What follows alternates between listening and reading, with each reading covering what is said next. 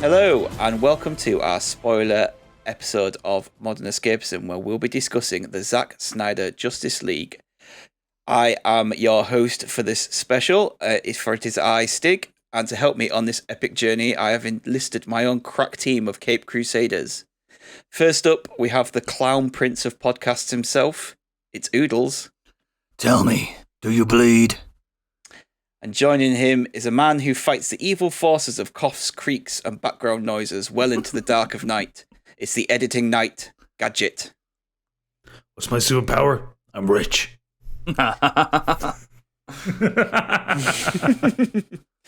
So first off, if you haven't seen the Zack Snyder Justice League cut, then pause the podcast right now, watch all 4 hours, and then come back and listen to us discuss it. We'll see you in 4 hours, guys. Yeah. We'll be here. Right. You back now? Great. So, we are going to delve into Zack Snyder's Justice League. So, for those of you who don't know, this came about because after Zack Snyder had directed Man of Steel and Batman vs. Superman, he began his Justice League project. But due to some tragic personal circumstances, he stepped down from the project, and Warner Brothers brought Joss Whedon in to finish the project off. And what we got was an absolute mess of a film. If listeners will have heard Gadget ranting about this 2017 Justice League way back in our early episodes. Just editing, as an editing piece, it's just... Yeah, it's an absolute mess of two different directors' styles, studio interference, loads of changes, and basically this caused a bit of an uproar with fans. And they've been pushing for Zack Snyder to release his version, and eventually HBO Max and Warner Brothers teamed together and decided to let Zack finish his version off. And here we are. For better or for worse. Yes. And this is where we're at. We now have the full 4-hour Zack Snyder Justice League as he intended it to be released. And we're going to discuss it. Yes, we are. If you have seen the film, which I hope you have, you'll notice that it's in 6 different parts and an epilogue. And originally I was going to break down the whole film, then come back and discuss the film with between us. But then I realised that doing that would probably take up most of the runtime, because it is a long film. Yeah, it is. So we're going to go by part. I'm going to give a rundown of the part, and then we'll discuss what happens in that part and our feelings about that section. But before we get going, I just want to know first what your initial thoughts are on the film. So, Oodles, just give us a quick rundown on how you feel about the film after seeing it. I genuinely believe this is what the film should have been. Now, am I going to sit here and say this is the best film ever made? No. Is it a good Justice League film based on the characters available? Yes, I think it is. Genuinely. Yep. There's some choices I don't like, but we'll get into that. Yeah, and yourself, Gadget? I'm currently petitioning The Hague to have Zack Snyder tried for crimes against humanity. And I'm somewhere in the between. So we've got a great... Some great opinions going on here, I think. Good dynamic. A good dynamic, that's the word I'm looking for. Good job I'm here, guys. Yeah, it is. Right, so we are going to start off. I'm going to run through part 1, and then we're going to have a little discussion on that. Yeah. So part 1 starts with a recap of Batman vs. Superman. We see Superman dying, and it sends a shockwave around the world that wakes the mother boxes in Atlantis, Themyscira, and Cyborg's cupboard. Yes. We see Batman travelling over the mountains to a remote village where he's looking for the Aquaman. He has a discussion with Aquaman, who tells him to get lost, basically. Next up, we see Martha standing at Clark's grave, and we see her leaving the farm and find out that it's bank-owned and it's now up for sale, and she's lost the farm. Yeah. Up next, we see Lois. She's visiting Superman's destroyed statue, and we find out that she's been going there daily. We cut to London, where some terrorists take over a museum. They have a bomb which they plan to set off, but they're stopped by Wonder Woman. And then we're back to Themyscira, where Steppenwolf arrives with some of his parademons, has to fight the Amazons, chases them down, has another fight with them, but then eventually escapes with the first Mother Box. Right, so introductions to the characters of Aquaman and Wonder Woman there. I didn't particularly enjoy this first part. I thought the introductions of those characters weren't very good, and the fight in Themyscira was a bit of a mess. How do you feel? Yeah, I mean, this is the one bit of the film I'll say that's the most like the Whedon cut. Yeah. Like at least the most consistently the same scenes, kind of in the same order. I mean, the Aquaman intro is all right. You know, I quite like the kind of the back and forth when Bruce is talking to the town leader, and he knows he's speaking to Aquaman, but it's just quite a nice little reveal there for if you are somehow unaware of Jason Momoa.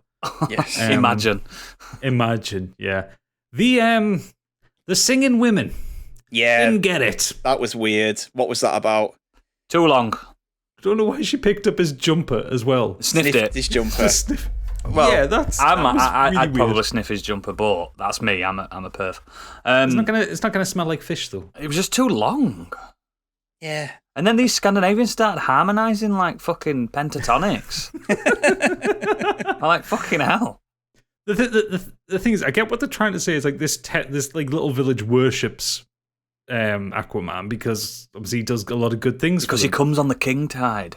Yeah, but the singing was weird. I don't. It's one of the there's a few scenes in this that I simply just don't get. Same. And I don't think it's a case of not knowing the background to the comic books. I think it's just a fucking weird choice. That's got nothing to do with it. Aquaman in general on this has got nothing to do with the comic books. I also find it really odd how Batman got there. Like Horseback. He's just traveling over these like. There is an off-the-cuff huge comment mountains. saying that that no one's flown a helicopter over the mountains for years. Yeah, but it's like he's gone there on kind of horseback. On horseback with not a lot of provisions either by the looks of things. climb down a sheer cliff face with the horse, which is an impressive feat by anybody's standard. Come on, guys, he's the world's greatest detective. But then at the end of the I can't remember if it's at the end of this part or at the beginning of the next part. Anyway, you see him land at an airport in a helicopter. Yeah, in a helicopter. Yeah. The storm's magically gone away. That's prevented him from flying. Yeah, it's gash. It's proper. It's just absolute. I hated this. I hate this. Yeah, I get that he's genuinely. Batman, but like, I mean, Batman is human, and those were some pretty horrendous like snowstorms that he had to. Yeah. What I do like, before we go any even further, is the Superman death cry, because that is a thing from the books, and it was predicted by Luthor. The bells will toll, and the death cry was like a bell, wasn't it? And it went around the whole world. Yeah. What I didn't like with that bit though is Jesse Eisenberg standing in a CGI puddle. Oh, that's shocking. It looks what was shocking. That about? It wasn't even wet. No, he wasn't. It was like clearly obvious there was no puddle. Like, why is he not in water? Just put him into water. Where was he supposed to be there? Because in Superman's ship. He's in the ship. I thought though, right? I thought so. Yeah, it just didn't register me in the back of my head like where he was and why he was there. He's in the bath. No, he's there at the end of Stood Batman up in his versus bath. Superman. I think that's where right. That's where we first see Steppenwolf as like a kind of a on that communicator thing that they use. Like, yeah. So I mean, then Aquaman obviously he goes off as a little. Yeah, it's not Icky Thump anymore, is it? When he runs into dives into the water. Yeah, going back into just that initial opening establishing shot of when Bruce he comes out, he takes the goggles off, and then he kind of looks over the cliff. That didn't look right to me. Like the perspective seemed really wrong. Well, the village isn't there in real life, so I gathered that. Like I gather he's not. They didn't have Ben Affleck on that cliff, and they weren't really looking over. That's all CGI. But I don't know whether it was like the 4:3 aspect ratio or just the way they'd done that CGI. But it just like as the camera pans around, like nothing's moving naturally, and it's just like I was watching that going, ooh, no. I didn't like it either. I didn't like any of it, any of that bit. We haven't touched quickly on the aspect ratio.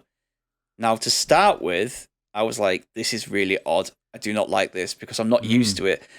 didn't bother me by the end. Like, No, you forget about after it. I Yeah, kind it of was- forgot about it, so it wasn't too much of a thing. There was a massive thing made about it, obviously, and I was like, "What the hell? Why the hell 4:3-ish Isn't it ratio?" for IMAX cinemas? Yeah, Yeah, But why isn't there basically two what- versions, home version and a cinema version? Like Yeah, with what Dark Knight?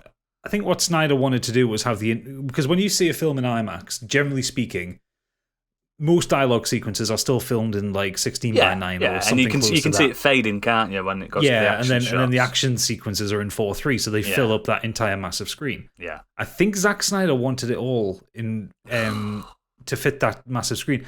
I think that would have been awful to watch it on a screen that size. Absolutely. Because there is a lot of dialogue in this film. It's a chatter. It's a chatty Yeah. film.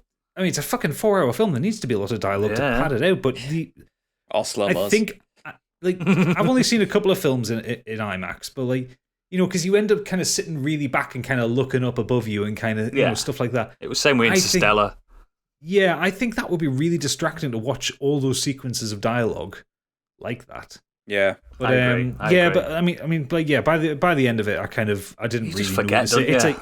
It's like, you know, if you watch a box set of old sitcoms or something like that that were Yeah. made in the 90s, they'll be in box out like that anyway. So it's like, it's jarring for that first maybe hour or so, especially Yeah. when the first couple of action scenes happen. And you're just like, ooh. I would prefer the Dark Knight sequence where it transitions to it and you can tell.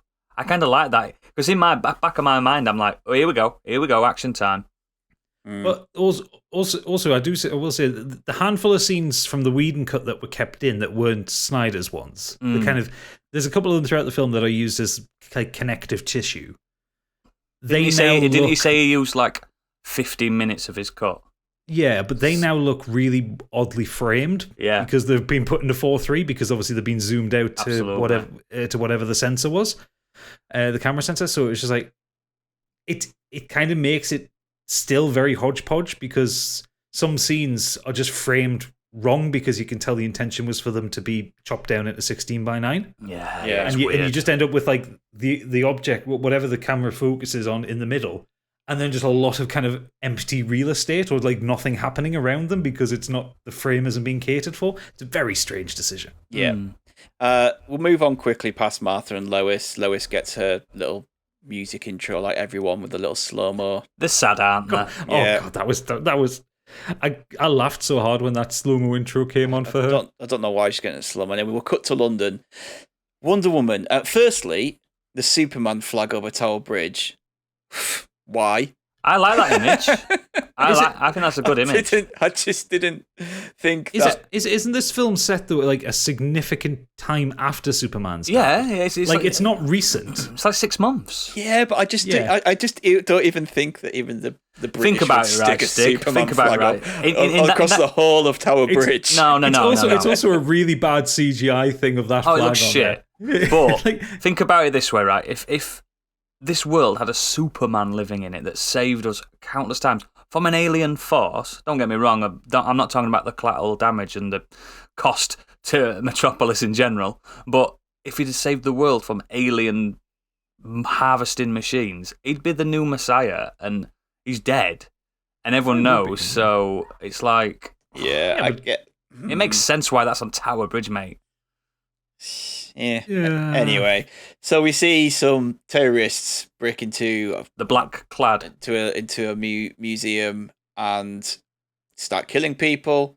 Yeah, and then Wonder Woman shows up to It's in the Old Bailey. rescue the day.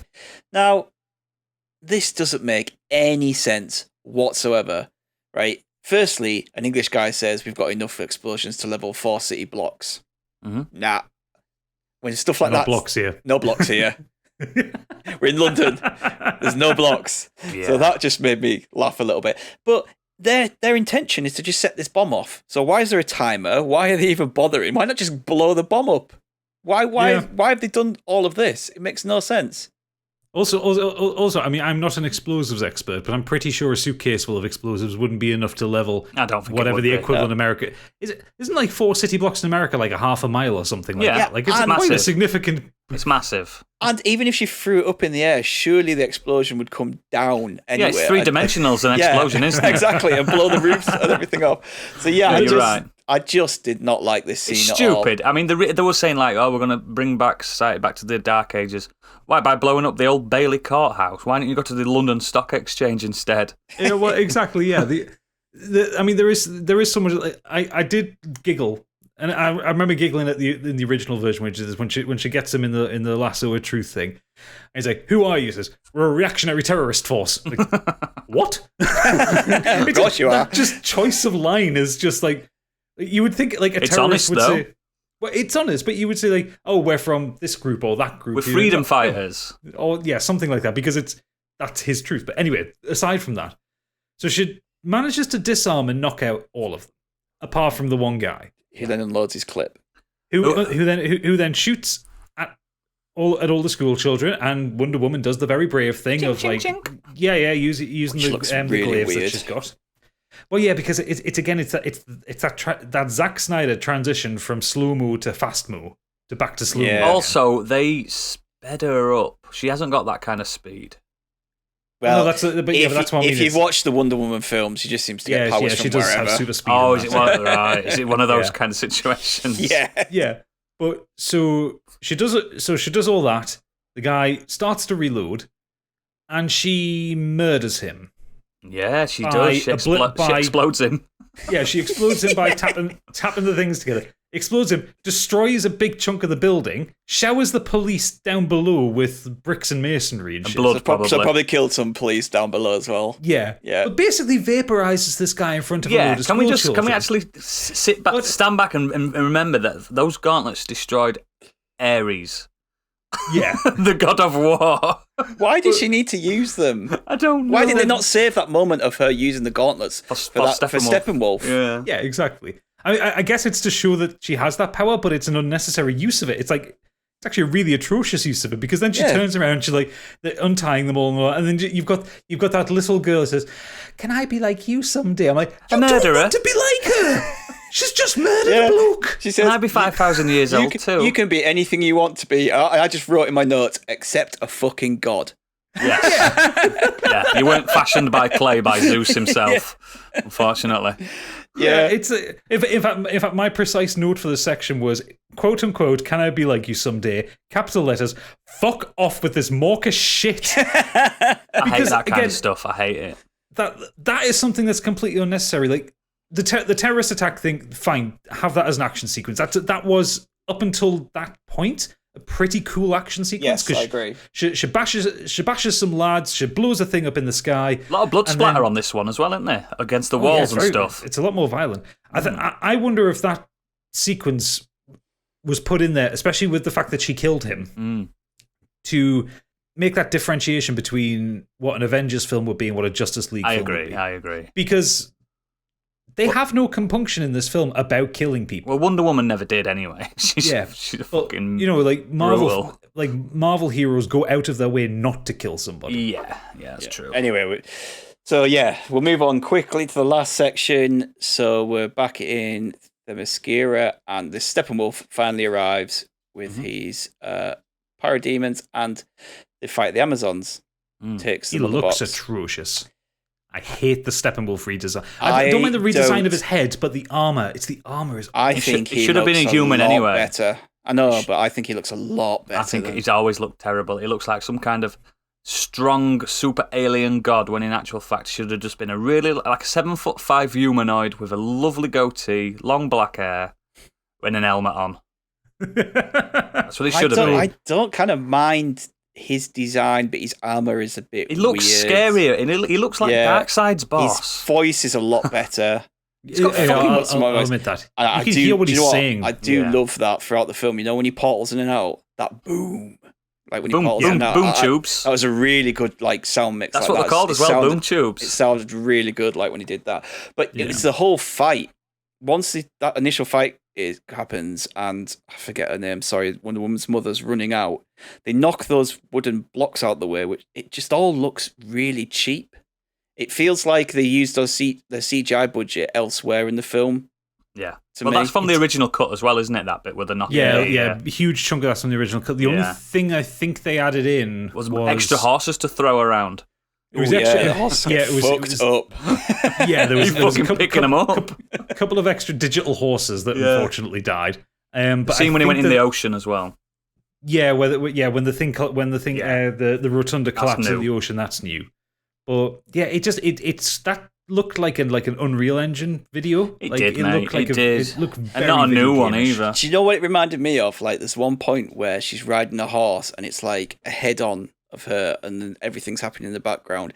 It just reminded me of those old like 50s, 60s like films where someone's in a car, just sat, and they've got like something moving behind them. It just looked bad. I don't know why it looked so bad, but it also did that thing which I think there's some of the Avengers films are guilty of this one as well, where the fight seems to be extended by a few sequences far too long. Mm-hmm. Yeah, I'm thinking like when it's coming towards the end of it, when they're starting to get knocked off the horses, and then Steppenwolf is kind of catching up to them, and she fires the arrow into the box and pulls it along with her. It's like it's all these things that just keep extending the fight by another 30 seconds, and I remember getting to the point thinking, just kill somebody or fuck off. Do one of them. Yeah. Stop extending it. He's also strangely bigger when it suits the film. Like he can pick two horses there's no scaling on him. He can pick two horses up in that scene, but then when he's facing up against Superman, he's only about a foot taller than him. Yeah. I find that very odd. Yeah, the without getting too far ahead, but there's the fight under Gotham Harbor. Like there's a couple of sequences where I think when he's torturing someone, he looks a lot smaller than when he's actually fighting. I wonder if it's the armor. I wonder if the armor jacks him up or something. Well, the armor does flex a bit, doesn't it? The armor flexes with him. It gives him high heels. Yeah. So that's the end of part one. Steppenwolf gets away with. For my money, is the worst part of the film. Yes, I agree. Yeah, significantly. Yeah. So part two. Steppenwolf leaves and goes to what looks like an abandoned town next to a nuclear power station. Chernobyl-looking place, isn't it? Yep. Batman has a conversation with Alfred about the Flash and pulling his team together. The next scene, we're in the lab where Cyborg's dad, Silas Stone, works, and a parademon turns up looking for the second mother box. Yep. Back at Themyscira, we have the Amazons lighting the arrow to send out into the world of man to warn Diana that danger is here. Yep. She sees a news report on the burning arrow at work. Silas is in work the next day and is questioned about the empty box, which the mother box should have been in. But he goes home to have a conversation with Victor, aka Cyborg, and we find out that the mother box is there, which we did see in the opening section. We did, yes. Yeah. So Diana travels to Athens and goes down into the crypts. She opens up a secret door with the arrow, and inside is a mural about the mother boxes, Darkseid, and the war that happened before. Mm-hmm. There's a random moment with Aquaman saving someone on a boat. He has a whiskey, and then he takes his top off and goes back into the sea. And he looks fucking incredible. Yeah. Down in the ocean, he's confronted by Vulko, who tells him to take up his true position and warns him about the danger coming. Vulko doesn't look incredible. No. So he tells him to go to Atlantis and protect the box. Yeah. So Steppenwolf has a conversation with THAT over some funky metal-like communication device they have about collecting the mother boxes and winning back Darkseid's favour. Diana goes to meet Bruce and tells him about the previous war with Darkseid. We get a flashback that shows a battle of men, Amazons, old gods, i.e. Zeus and Ares, the Atlanteans and the Green Lanterns coming together to fight Darkseid and his forces.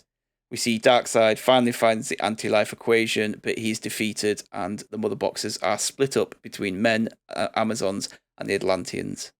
Is this all in part two? That's a lot. That's all in part two. He doesn't find the anti-life equation. Oh, he does actually. Yeah, he does this early.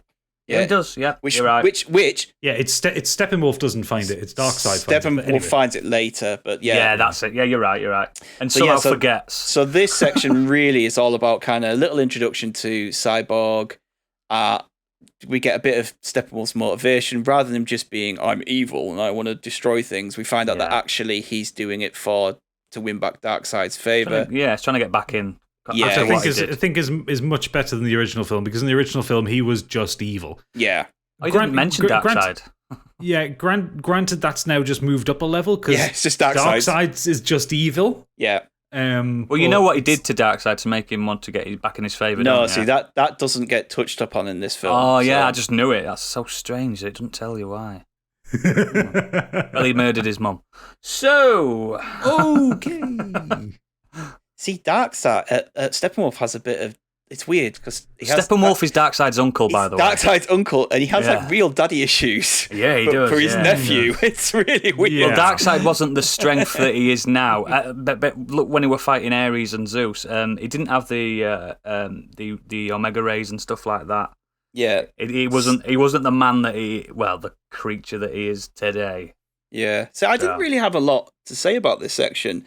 There is something that I really loved. Other than Jason Momoa clearly has it in his contract that he has to take his top off. There's an even Like, better thing. a lot. There's an even better thing than that. Ryan Chow is the Atom. Okay. Yes. That doesn't get even touched on other than. It's because I'm a nerd and I know that. Yeah. He's the new Atom, by the way, not the original Atom. Oodles is our resident DC nerd. comic reader, yeah, so he knows about this shit where I do not. So the boat accident thing with Aquaman is fine. I mean, that was it. That was in the original as well, I believe. Yes, it was in the trailers as well. Yeah, it was like a trailer shot. The shirt ripping sequence, when shirt taken off sequence when he's on the dock. I wrote down at that one: make an action film or make a perfume advert. Don't make both. Do you know what bothers me about this? Right? It looks like a Davidoff Cool Water. It really advert does. or something, doesn't it? Yeah. Because it's not just that it goes into slow motion, but it's like that ultra's like 1,000 frame a second slow motion as the water's crashing across It's his face. just so and the hair's stupid. It makes no sense why he would throw glass near the ocean and then throw his shirt in the ocean. Surely he loves the ocean. Why would he pollute it even more? Why does he just keep taking his clothes off and throwing them away? What Why does he do didn't when he comes finish back that out the whiskey? water? He didn't finish that whiskey he didn't finish the either. whiskey. But he starts that whole sequence being quite comfortable swimming around in the water with his shirt on. Yeah, Yeah. very odd. It's not like he needs to get It's undressed just like, to swim. so you know, in Thor Ragnarok, Taika Waititi made Chris Hemsworth take his top off because he was just like, if Chris Hemsworth's in your film, you got to make him take his top off. Yeah. That's what it feels like with Jason Momoa. It's just like It's in his this contract, isn't it? guy is basically like built like a god, so we just need to show him off. It's in his contract. He's going to do it. Yeah, He's got his tattoos out. There's a sequence early on in this chapter which, in fact, it's actually no, it's about midway through. It's after the parademons tried to do the thing and killed a guy and then buggered off, kind of thing. And it's when OSI is investigating. Yes. And this was just. It's not really a plot hole or anything. It's just It's just one of the boneheaded sequences, I think, that proves to me that Zack Snyder's not that good a writer. Yeah. But it's when OSI's querying Silas on what Star Labs is and what it does, after explaining who he is, what his government organization does, and what he's there to investigate, I don't buy for a second that that investigator wouldn't know what Star Labs is. Because if he's been sent to investigate something like that, he should know what is there. Yeah, it's Star Labs is a public funded labs as well in DC universe. Yeah, It's not. but within that universe, it's like they're a public company, but they do contract work for the government. Absolutely, yeah. And it's also quite famous that building is there that has Superman's ship in it. Yeah, they got the fucking contract to look into it. Exactly. So OSI would go. The OSI agent should go, oh, I'm going here. This is where Superman's ship is. This is where they do a lot of top secret research that we know about. Yeah, I agree, mate. It's so Hi, weird. Silas.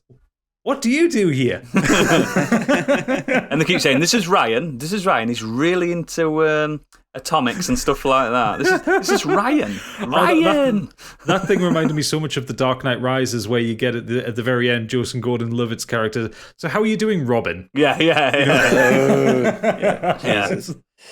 Yeah, I did quite like though when Diana finds like the drawings and stuff of that. If you've compared that to Joss Whedon's version, it looks so much better. Joss Whedon's paintings look like a child drew them. So the fact this moment is especially, this is basically because we needed someone for exposition when they all got together, didn't we? Yeah. This is like the Themysciran version of, here's all the plot.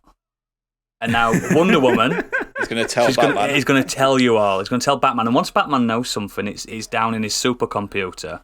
I do love that it's shown on the news that there's this giant burning arrow in this temple in Athens, and it's like the news is on there. It's police cordoned off. Diana just fucking walks in. He sneaks in like Carmen Sandiego. She doesn't even sneak in. She's wearing the loudest high heels in the world. I'm not being funny, right? If I was there's two policemen that look like British police, not Greek police. If I were a Bobby, I were a Bobby, and she went, "Can I just have a look in there?" and it looked like her, I'd be like, "Yeah, go on, love." And this is why you're not a policeman. Yeah, that's true. But and then also conveniently, right next to that temple is some homeless guy's stand, which happens to have a can of petrol, some rags, and a 2x4 that she can make a very convenient torch out of. And then the last one, I mean, the last just stupid, and this is a technical CGI thing, but I love when she does just the drop into the cave. Yep. Because I scrolled back on this one a couple of times. If you watch it, it's literally a still of her crouched slightly that they just drop down straight. And the heels don't snap. And the heels and stuff. But yeah, it's just. It's not like it's a CG animated thing. They've literally just got like a fucking PNG and just dropped it down in Audition. Weird. Look, guys, he only got 70 million extra to make this. Come on, give the man some slack. I think the problem is it's one of those ones where the film does a lot of over explaining of itself, but like this little sequence actually does have a lot of the narrative tied to it. Yeah, but you don't get any context around it. Like it's odd, right? There is one thing, and but just disclaimer: I've watched this film 3 times. There is in this scene with all the hieroglyphs and the cave paintings. There isn't a single word on there. No. How does she know the names? Well, she can no, but it's. Do you think it's hieroglyphic language? Yeah, it must be. It's a hieroglyphic. It's like runic or it must be, mustn't stuff like that. It's a language she can read. That's fine. I didn't mind that bit. It's just this temple, her turning up at it because there's no kind of indication that she's traveling anywhere. Like she just underneath. Yeah. Well, no, like previous scene. She's in London, yeah. And then she just rocks up in Athens. Yeah. Like it's a long way. She does have an invisible jet. Remember. Not in this point. Well, she does because she gets into Wonder Woman 84. Yeah. Okay, regardless of that. So you can pack it anywhere. But yeah, so I quite liked Steppenwolf's sort of conversation with Desaad. Kind of like we said, it gives him a bit more. I'm background. just glad Desaad's in the fucking film. Gives him a bit more motivation. What is with Desaad's voice actor? It might as well be Niles from Frasier. God knows. I don't know. It's so given the design of Desaad, it's just like the voice just doesn't match. It's very high pitched and a bit whiny. I don't know why. This is me being nitpicking. But why is Desaad being the envoy of Darkseid when Desaad's the torturer for Darkseid? So it'd be is that what he is? Is he? Yeah, it'd be someone like Granite Goodness talking to Steppenwolf instead. So I think they picked him because he looks cool. I do like the look of the communication device. I like the way it kind of just pulls itself out of the stone, and I think that's really cool. Until I tell you what it's called. That device. What's it called? The Mother Communicator. Oh, fuck's sake! I like it a lot less now. Yeah, exactly. That's why they didn't name it. It looks cool. I quite like the way that it looks. One thing I do like, however, and I might as well point out at this point because Steppenwolf's in the right place. They dropped the family in Chernobyl storyline. That's one of the best decisions they've done. Yeah, having that place abandoned was so much better.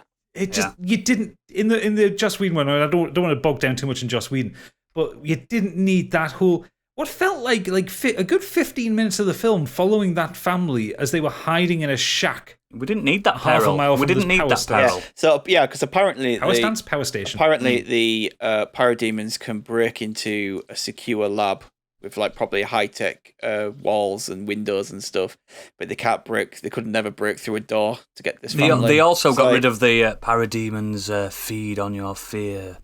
And oh yeah, that was instead they feed on the energies and memories of the mother box, which makes more sense. Yeah, like so then finally, like sniffer dogs.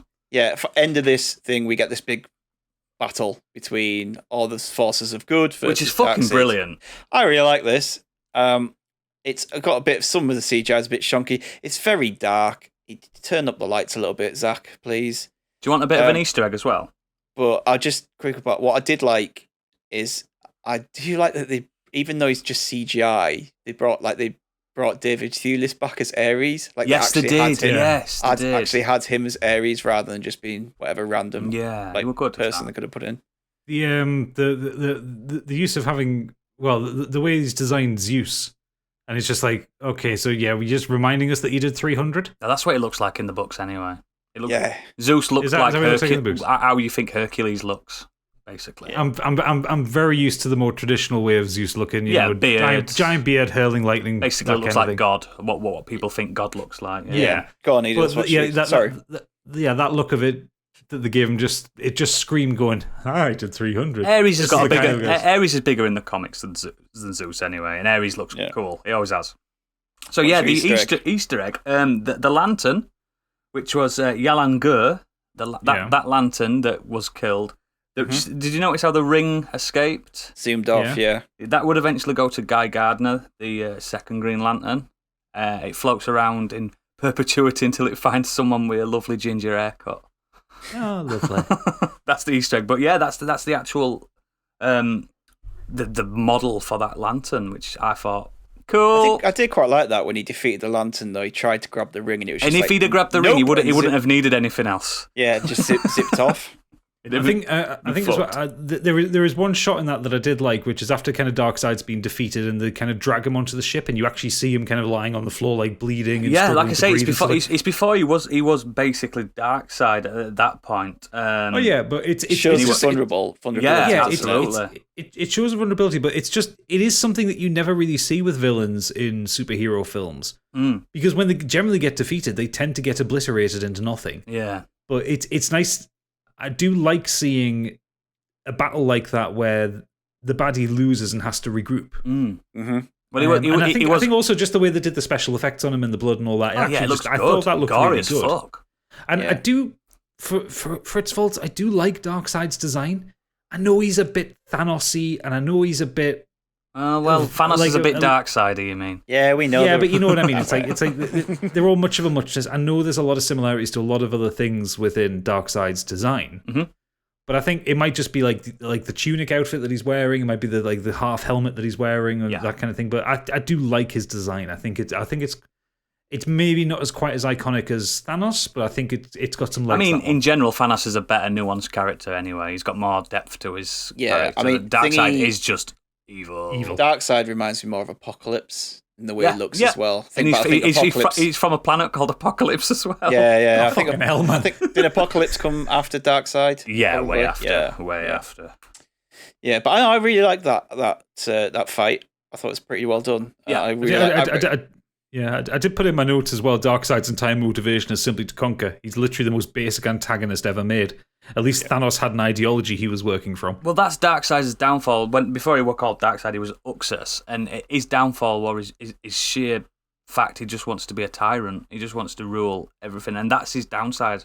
Because how can you be omnipotent and omnipresent when you physically can't be omnipotent and omnipresent? You can't. You know what I mean? You can't will it. What I haven't said here actually was that this section also told us what the mother boxes are and what they do. Yes, supercomputers. When they come together and they align, they basically scorch the earth and all living creatures. They're basically big RTX fucking graphics card things. Yeah, they'll basically turn everyone into parademons, basically, right? Yeah. Humans turn into parademons. Weak-minded things turn into parademons. But like let's say a metahuman like Superman would just be Superman, but under your control. Yeah, that kind of thing. Which we kind of see a little bit with. Exactly. Anyway, this bit made me laugh. So the boxes are all split up after the war. The Atlanteans and the Amazons put these things in some really secure-looking areas. And what do the humans do? Dig a hole. Dig a hole. They learnt nothing from Tolkien. It wasn't even a deep hole by the looks of it. Nah, we're about a foot down. I literally can't remember. Did they get rid of that sequence where it looked like a fucking Lord of the Rings walking party digging a hole over it, or was that? No, it was in there. It's in there. They're all like I don't stood remember around. being Like, in there because I remember laughing hard at it in the Whedon cut. Well, they did No, exactly what they so did on bad. Lord of the Rings, and some went to the men. Don't give anything to man. No, We're you not don't. trusted with power. I don't We're not understand trustworthy. why. I don't understand why Zeus wasn't given it. Because there is a reason, but they don't explain it in the films. He doesn't believe himself petty enough to want to fuck about with that kind of thing. Yeah, That's I get hubris, the impression basically. that I get the impression that Zeus and Ares probably didn't want to really be involved. But Yeah, they just not kind at of all. Not at all. thought, oh, "Fuck, we better do something about this." Well, what happened was they promised a lot of sacrifices and stuff like that afterwards, and a lot of favors. Like, remember that time when we helped you save the world? Can we have those babies now with you, Amazons? Because gods love to go down to mortals and make babies, don't they? Demigods. So there were a lot of that happening. Trust me. Okay. Right, so that's the end of part 2. Part 3, we start with the intro for Barry Allen, aka The Flash. The fastest man alive. He's going for a job interview in a pet shop.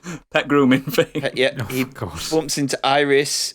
As Iris leaves, a truck smashes into her car. The Flash zooms out the shop and saves her life. Steppenwolf drags some Atlanteans out of the sea and uses a mind device on them to find out where the mother box is under the ocean. Mm-hmm. Bruce and Diana look at some videos of the Flash and Cyborg as they start to look at new members for the team. Then we get a flashback to Cyborg's footballing days in college and how he ended up as Cyborg. So him and his mother have a car crash on the way home. She dies, and he's about to, but his dad vows to save his life. We He then loses have two limbs as well, doesn't he? Yeah, Loses he half uses his a body. lot. He Yeah. uses a lot. Yeah, and then we have a scene where Cyborg finds out about his powers from his dad. Yep. And then Barry visits his dad in prison, and from there he goes home, and Bruce is waiting for him and recruits him to the team. Yep. Diana is back at the Batcave with Alfred, and he's showing her some of the fancy gauntlets he's making, and she starts to look for Cyborg. The system's hacked into, and she's told to come and meet him. So she goes to meet him just for him to basically say he doesn't want any involvement. Yeah, I could have done that in an email. Yeah. Mm. Back at the lab with Silas and Ryan Chow, and they discover something about the alien metal and how it can be superheated.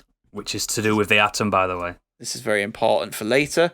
Yes. He goes home and is inducted by a parademon. Mhm. Next thing we see Commissioner Gordon calling for Batman with the bat signal. And then we head back to Atlantis, where Steppenwolf has a fight with Mira and Aquaman and steals the second mother box. Oh, yes. He then gets the second mother box back to his base, which creates a force field around it. And then there's a load of talk. Oh, no, that's it.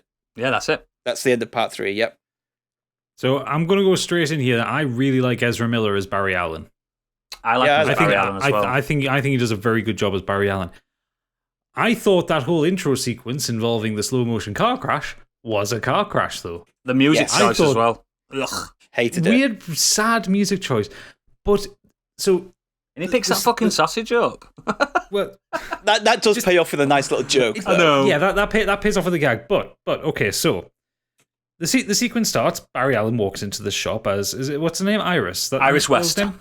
Yeah. She walks out. There's a furtive glance between the two of them. Very pretty young What's happening? people, though, aren't they? Both of them. Yeah. As Ezra Miller's bumbling his way through this interview, he sees her getting into the car. There's another little kind of nod and a wink kind of thing going. Ooh, what's going to happen here? And then she gets in a car accident. Fine. He bursts through the door, does his thing, and then you just get this weird moment where she's kind of in midair, in pure peril. He's stood in front of her, and he just brushes the hair out of her face. Creep. And it's so fucking creepy. Creep. Because this is a really weird, non-consensual romantic interaction with this woman.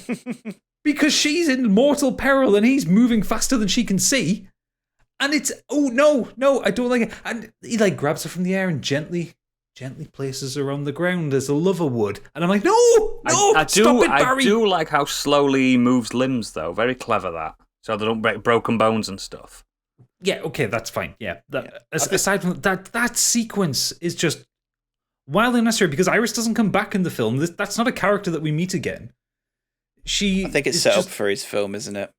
Well, probably, but just that sequence was just no. Why? Why? Do you know what I found even weird about that sequence? You get hit by a truck at that speed. She just, the look on her face just looks like nonplussed. It's because she sees him for a few seconds, doesn't she? No, but like if you even though she's slowed down, surely her face should be crumpled up or start contouring. Yeah, or in fear or something. Then she wouldn't look as pretty. She doesn't. She just floats in midair with her eyes wide open, strange. like nothing's happened. It's a really weird choice. Proper got the heebie-jeebies when he brushed that hair out. Yeah. I tell you what, he does do that's fantastic, and they didn't do it in the Flash TV show. They haven't done it since the comics have become New 52 comics. The Flash breaks through the pane of glass with his fingertip. I like that. Yeah, it's something he does way back. Because he vibrates the glass so quickly with his finger. Yeah, and the way it goes around with his finger, I did like that. Good. It looks really good. I like that. I like the fact that when he turned to start running, like his shoes obliterated. Yep. Yes, that's a nice detail. Which is a thing that in the comics as well, he can't just speed about all the time because his clothes just burn. Yeah, and the tarmac on the road starting to shatter as he's running across it. Like all that stuff is good. There's a lot of nice little details in that which would. I do like that it's a Flash. It's a Flash that knows his power rather than this is how I became the Flash. It's a Flash that's been a Flash for a good few years, and he's just a boy. Yeah, my only problem with kind of the Flash and kind of how they've represented his power in the film, he looks really fucking stupid when he's running. Yeah, he does. Oh yeah, because he's running so he's running so fast, but the strides are really long, as if he's basically ice skating.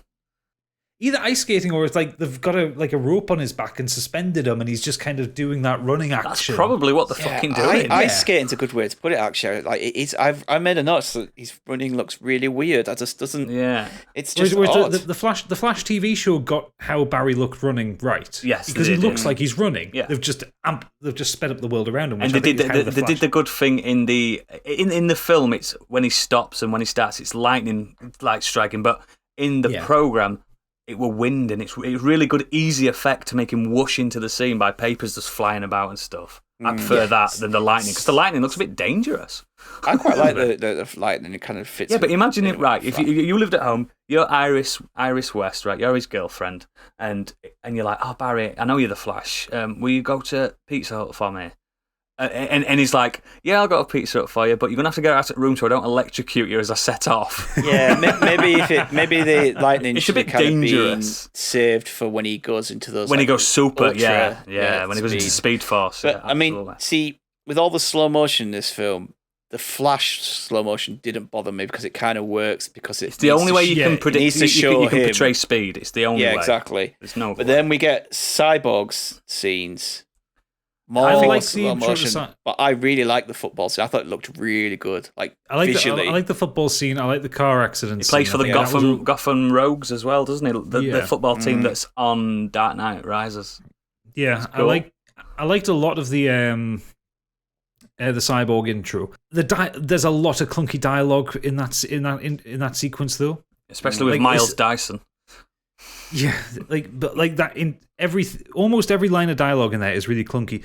The one that stuck out to me, and I had to write it down, was when Silas is recording the explanation of what his powers can do. It says, "In a world of ones and zeros, you'll be unstoppable." Like, what?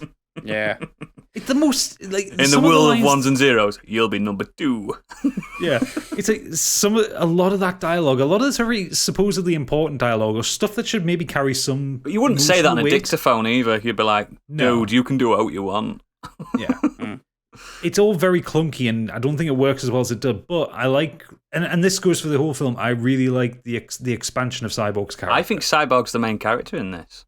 I can see that, yeah. Or at least he's the most important character. Yeah. There is so much more backstory and he's the Frankenstein's monster, isn't he? He's learning life. Without him, they can't win. Like I can completely understand why he was so pissed off. Not just because of all the other shit that was going on behind the scenes. Yeah. But imagine sitting and watching that film and just thinking, I'm not in it anymore. Where the fuck is my character on my part. Yeah, like it also like in the Whedon cut, he comes across as just a fucking grumpy git.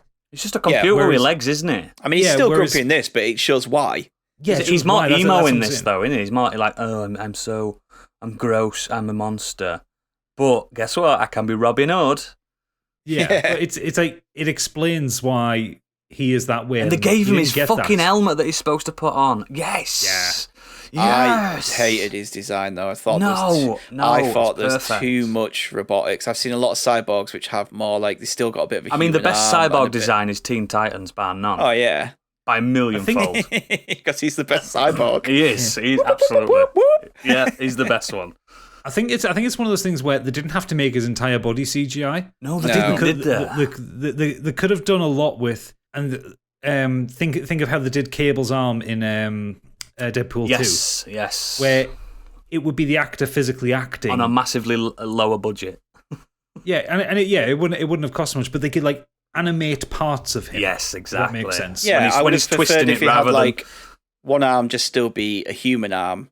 Which it is. It's supposed to be. I know, but like you see it as his actual skin. And his arm, it's weird, isn't it? Because in the comic books he's not a robot with a human face. He's practically RoboCop. He's half and half, isn't it? Yeah, in this he's pretty much just a robot with half a human head. In the comics, he has to eat and drink. In this, it looks like he hasn't got any human parts apart from his head. Yeah, exactly. Yeah, it looks very odd decision, that one. Yeah. And he's basically just a rocket, isn't he? He's just a fucking rocket. They're also really inconsistent on whether they apply the filter to his voice or not. Yes, they are. Sometimes he sounds cyborg, sometimes he sounds human. Yeah. The one of the things that I really, really enjoy about how they represent Cyborg though is anytime they visualize him going into a machine or into a cybernet, he's human again. And I kind of really like that representation of his consciousness going. It's a bit like into the Matrix, isn't it? It's what he wants to see himself as. I think that's a nice way of showing that this is what's happening. His brain is his human part, isn't it? Exactly. Yeah, it's its own self-image. Yeah, I do like the scene where he gives that woman. He's been watching that woman on the CCTV footage and stuff, and she's having financial difficulties and a life shit, and he gives her $100,000 and stuff like that. I like that. Yeah, that was a nice little touch. It reaffirms in your brain this guy's the good guy. Yeah. So I think Cyborg's he's done well in this cut, really well. So what I didn't mention in my little rundown there was that the dictaphone that his dad's given him to explain his powers, just before his dad says, "I've got a message from you from your dad." As a dad, he crushes that and doesn't listen to it, and we'll get back to that later. But and then obviously we get a bit more backstory about Barry and where he's at and what he's trying to do, because now he wants to try and earn some kind of law degree to try and help his dad get out of prison. Well, his dad tells him that if he put his mind to it, he'd be the best at absolutely anything he'd ever do. Yeah, but his dad's dragging him back. To waste his time. Yeah, his dad's dragging him back. Like everyone knows. You don't even need this. Everyone knows Barry Allen's dad's innocent. Yeah, it's Billy Crudup, for God's sake. He's a lovely bloke. Yeah, do you know what I mean? He's never hurt anybody. Yeah. There's a bit that we skipped over earlier on when Diana's talking to Alfred, and then you get kind of Bruce coming back into the sequence. It's when they're sat at the computer. There seems to be this attempt to try and force a little bit of sexual tension between them, and it's just no. They argued with each other in the Whedon version, which. Yeah, but they both touched the mouse on this, didn't they? Went, sorry. And Bruce says, it happens all the time. So no, he doesn't, you fucker. You haven't had a girlfriend in years. But then that also then coincides with the point that, and I don't know if you guys picked up on this one, but I found, especially kind of from this point onwards, and I'm not sure if this was a Whedon influence, because there's a lot of Whedon content in here, or whether this is a Snyder influence. The framing and the shots of Wonder Woman, of Diana as opposed to Wonder Woman, they're a bit pervy. There's lots of shots down her top, or direct shots of her arse. Gal Gadot has also mentioned that in things before. She says, "Why do they keep doing it?" She's practically wearing a belt. Yeah, that's true. No. I'm not. When she's in a full trench coat and stuff. Jumper. I'm talking about when she's in her civvies. Yeah. She's wearing this kind of black. It's also kind of partly like the costume design seems odd. Like she's wearing this. And this is not me being a fashionista or anything. He says wearing a hoodie that he's worn for 4 days in a row.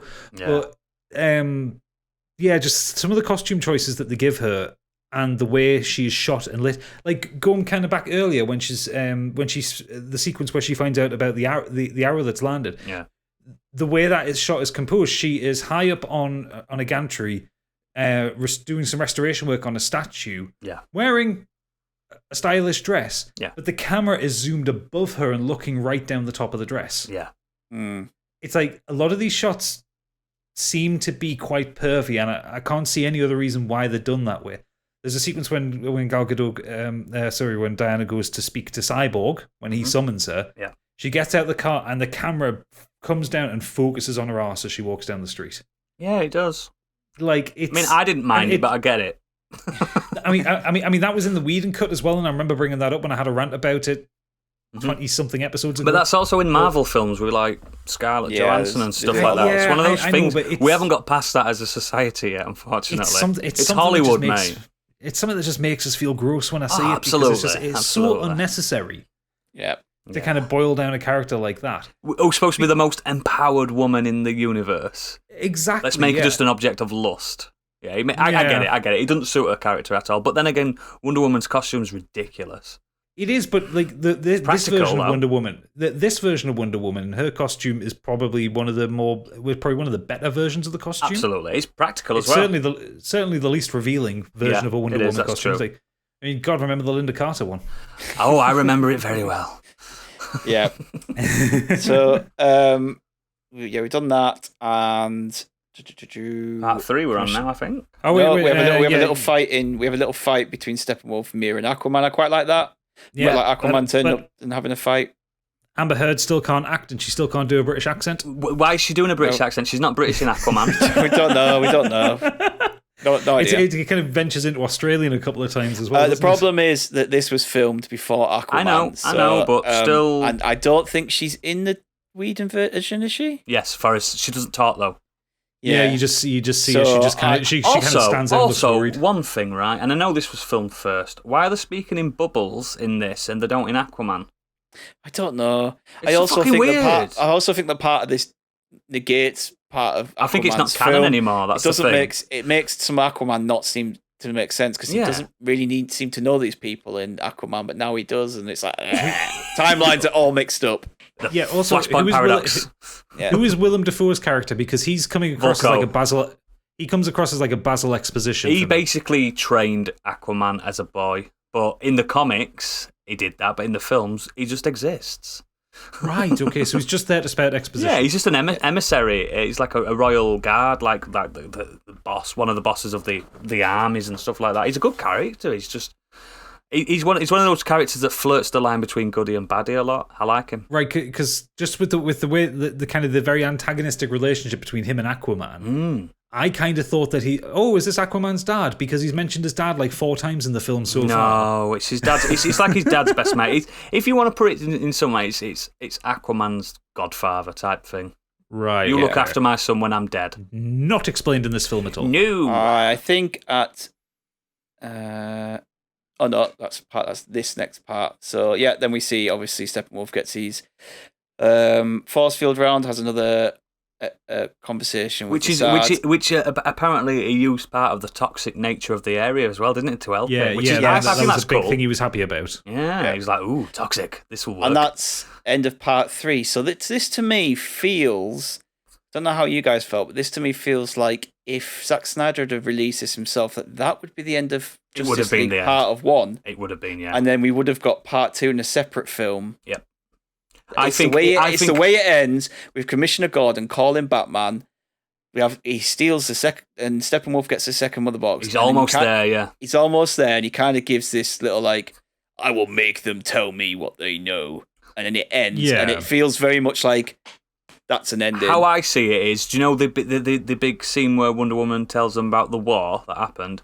I reckon that would have been longer in the first half, and that would have been the penultimate part, and then this little bit would have been the epilogue of him getting that.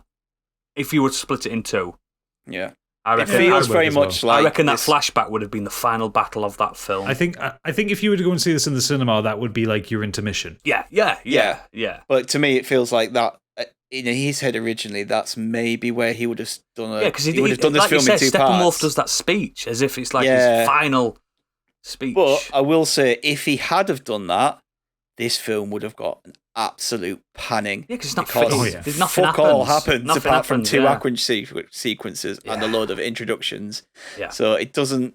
It feels like an ending, but the rest of the film doesn't Yeah, agreed. fit very much like it's a film. I think the original mooted idea of this being like a 4-parter on HBO Max, I think that probably would have worked better because this would have been like the midpoint cut. Yeah. And then you would have had the last 2 parts would have been kind of a heap load of fucking action. Yeah. But So- for me at this point the film was dragging. Like Yes. It kicks There's off not now, much- though, doesn't it? It gets in. Oh, it does kick off. Like Yeah. the film does get exponentially better from this point. Yeah. But getting to this point, God, I aged so much watching this film, and just from this first kind of 2 hours of it. Like, bear in mind, at this point in the film, we're about 2 hours in. We still don't have Superman yet. Well, that was to be expected. Yeah, we've got another That 2 was to be hours to go. expected, but Mate, the we haven't even original had any cut of the Batman film yet. would have finished by now. But remember, we've only just had Bruce Wayne at this point. No Batman. Well, true, yeah, but the original cut of the film finished at this point. Oh, I know. Right, so part 4. We start with Commissioner Gordon meeting Batman, the Flash, and Wonder Woman on the roof, and they talk to him about the people from the lab and where they were kidnapped. Cyborg turns up, saying that his dad's been taken too, and they figure out the hostages are kept in some tunnels that were connected to Stryker Island. Yes. The heroes head down to the tunnels, have this big fight with Steppenwolf and the parademons, and they rescue the hostages, at which point Aquaman turns up during the fight at the end as well.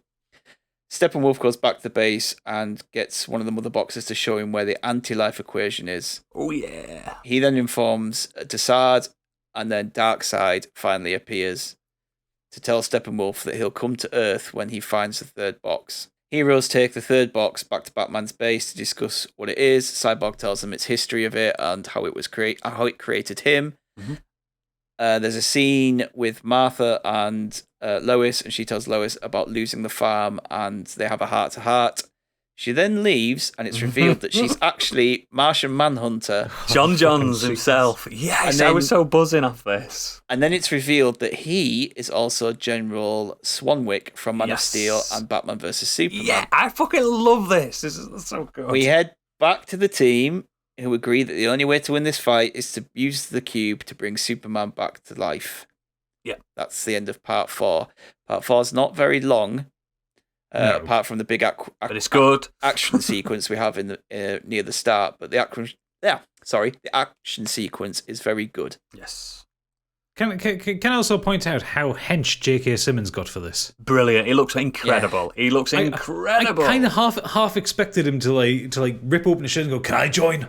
He's talking to them because he's got like an action J-Man. hero body. I'm like, Yeah. why do you need an action body to be Commissioner Gordon?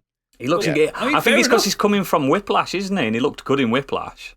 All that He wasn't drumming. that hench in Whiplash though. He looked good in Whiplash. He did, but he wasn't that fucking muscly. That's So, true. That's true. I like that scene on the roof. I think it was in the Whedon version as well, just where they all fuck Just off, a lot shorter. and it's just the Flash left Yeah. on there, and he's just like, "Oh, Oh yeah, they all good. left. Yeah. That's rude."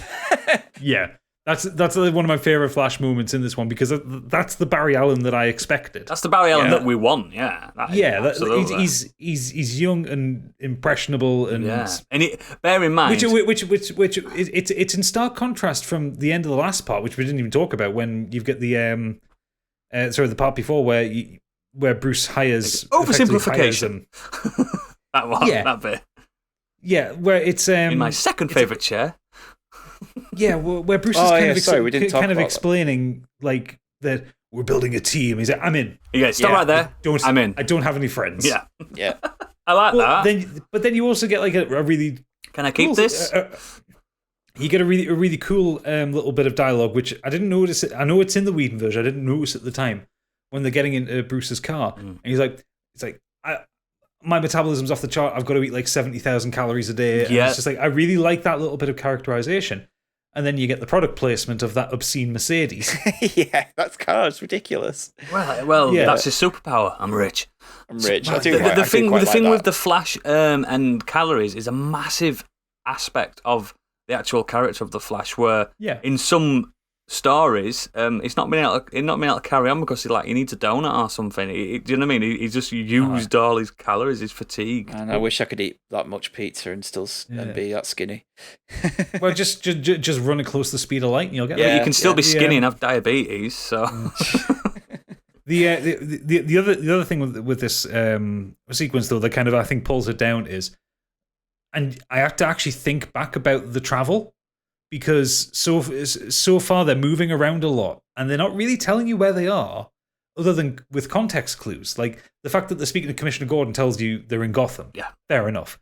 But there's no would it kill them to put a fucking title card on to say Gotham City, stop doing Metropolis? That on things. I've noticed that a lot. But the problem is, I think that it was all filmed in the same city because all these bits of the city that you see look the same. Well, can you remember? Did you watch Batman vs Superman? So, in that film, Gotham and Metropolis are over the water to each other. Literally over a harbour to each other. What? Yeah, really? Everyone knows it. When there's a scene where Lex Luthor's he drops Lois Lane off a building, and Superman's got to quickly fly down and catch her, and he comes up and says, "I'm going to fucking kill you. I'm going to kill you, Lex." And then he goes, "Look over the bay," and there's a bat symbol over Gotham. So he's in Metropolis and he looks over the bay and there's a bat symbol in Gotham. So that doesn't make sense because they're meant to be like two opposing parts of America. Gotham's supposed to be New York and Metropolis is supposed to be Chicago type. Yeah, they're supposed to be a few hundred miles from each other. Yeah, but they're meant to be like ones. Metropolis always felt like it was a bit of a richer city, and Gotham was a bit. Gotham's fucked, mate. Yeah. But also, so you think back to it, like the Bruce drives off with Barry, and then you get a sequence of them coming out of the Batjet. I noticed that. Yeah, so that would then imply that Metropolis, that you need to Central fly. City is quite far away from all this. Yes, and also that there is the implication they actually need to travel to Metropolis for the sequence getting Superman because don't they all get in the jet because the jet wants to fly? The timing in it's worse than Game of Thrones, to be honest. I think they got there's a lot of quick travel. It's really, really difficult to work out where they are, and then you get this big fight under Gotham Harbor, and suddenly fucking Aquaman's there at the end of it. I'm sure we'll go through the fight, but Aquaman's there at the end of it. I'm like, okay, and I'm stealing this completely from pitch meetings, but is he just treading water outside Gotham Harbor? Yeah, just waiting for something to happen. Yeah, like the guy can fight outside of water, but just turns up randomly when they get the bomb. There's water involved. Missile goes off. I quite like the fight sequence. I did like Steppenwolf versus Wonder Woman. I thought was really cool. Apart from the dialogue. Can I just go back a second? Can I just go back to it a second to where you were saying that they went to Strikers Island under the water? Yeah. This is also going to blow your mind. So Strikers Island's in Metropolis, and Commissioner Gordon says it's in Strikers Island. So they went to Gotham to find out that they needed to go to Metropolis again. Why are they so close? I thought Strikers Island was just like a part of Gotham. No, it's Metropolis, and that's basically in this universe. Strikers Island is in the middle of them both. Okay. I think if I'm remembering right though, and this might be me getting it completely wrong from the few comics I've read, isn't where Strikers Island's kind of represented to be in this film? Isn't that supposed to be Arkham Asylum? No. Because I thought Arkham Asylum was in the bay. There's two big prisons. There's Blackgate and Arkham, and they're on another island type thing just off the city, but not Strikers Island. Strikers Island's Metropolis. Okay. Yeah, the fight is good. There is some very stupid shit in it. There is one thing that I fucking love, which is Old Man Batman fighting. I love Old Man Batman fighting because it's that bit where it's crap, innit? where there's a kind of parademon in front of him, and he shoots his bat winch thing up at the ceiling, and then just kind of jumps and kicks him through the door. Yeah, he just looks so slow and old. It's fucking hilarious. Ben Affleck's forearms in this are massive. I know, but this is supposed to be the man that 6 months earlier fought Superman. Yeah. And 20 years earlier was at his prime. Ben Affleck seems to Batman seems to get bigger in this as well, depending on when the situation suits. Like Steppenwolf. It's like he doesn't look very swole as Bruce Wayne, but then he's in the Batsuit. He's just like ripped, like absolutely hench. And that's a fabric suit as well. That's not like a Yeah. Like a armor. He's not wearing armor in this. He's wearing fabric. So a couple of things that annoy me in this fight, like I said, the Steppenwolf versus Wonder Woman. I really like the matchup, but that fucking music every time she's on, that chanting. I get it. A couple of times it'd be cool. But every single that is the good theme. You mean the ethereal music that they put on? They're quite happy that they use sparingly. Yeah. But this chanting over everything Wonder Woman or the Amazons did just grated on me so much. It gets so funny. It's when it's in the last battle, and it's every time you see her, like every time the camera cuts to her doing something active, and it's they're really pushing Wonder Woman, weren't they? They're really pushing her, like, you're gonna love her. You're gonna love her. Yeah, and then they give us Wonder Woman 84. I've never seen it. Terrible. Yeah, but she also says, like, Steppenwolf is like, this one's mine. And she's like, I belong to no one. And I'm like, it's just such cliche I am dialogue. no man. Yeah, the one in the Eowyn line, didn't they? Yeah. I am no man. It's like, there's But that's so in the many book. better ways to, like, show a strong, independent woman than, like, really crap dialogue. When you read some of the really good, and especially the modern Wonder Woman books, before the film started coming out, she is such a kick-ass, badass fucking feminist icon. Honestly, she's incredible. She's so overpowered. She's like, there's only a few like male people that she has to bow down to and stuff like that. And in this, it's like she's just a sex object. The bat spider thing, I still maintain is a very the Nightcrawler is very stupid. But the stupid thing that I had with this one, or this time through, and actually, to be fair, I think this might be in the Whedon cut. It gets knocked down the shaft. Oh, it's crap. It gets destroyed as fuck. Cyborg can hack into any technology. Fair. But Alfred explicitly says, Batman specifically says, total system failure. It's not running. Yeah, it's fucked. It's off. Mechanically, it's fucked. Yeah, and because obviously it isn't really established what his powers are other than that he can kind of hack into systems. It's not established at that point that the mother box stuff that's within him can repair stuff. Well, because it shows you his creation that he came from the mother box, but he is not the mother box. It seems in this that he's got some kind of nanobot powers, but he hasn't got that as a character. Yeah, that's what I'm saying. It's very Deus Ex Machina. It's like really he has this ability to do this when it suits him. When it suits him, yeah. Which would make him that would make him a modern day god if he could do that. Yeah. And then I don't know, you just get this moment of absolute stupidity when Steppenwolf is fucking blowing the hole in the thing. There's water coming in. Aquaman appears, and Aquaman's kind of holding the wave. He just slides in, doesn't he? Like he's in a hey water guys, park. I'm here now.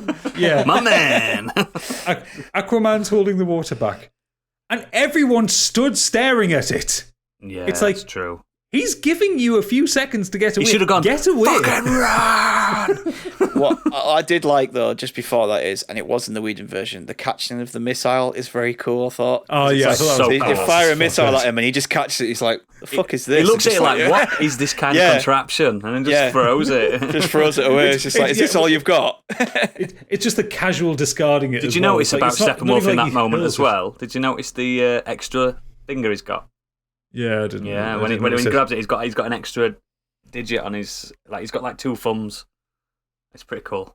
I did notice earlier. That's how he grabs the horses, I think. With his extra thumbs. So yeah, he gets away, and then we get back to his lair, don't we? And he has a moment. I don't know why he suddenly thinks, "Oh, I should touch this box to find some out."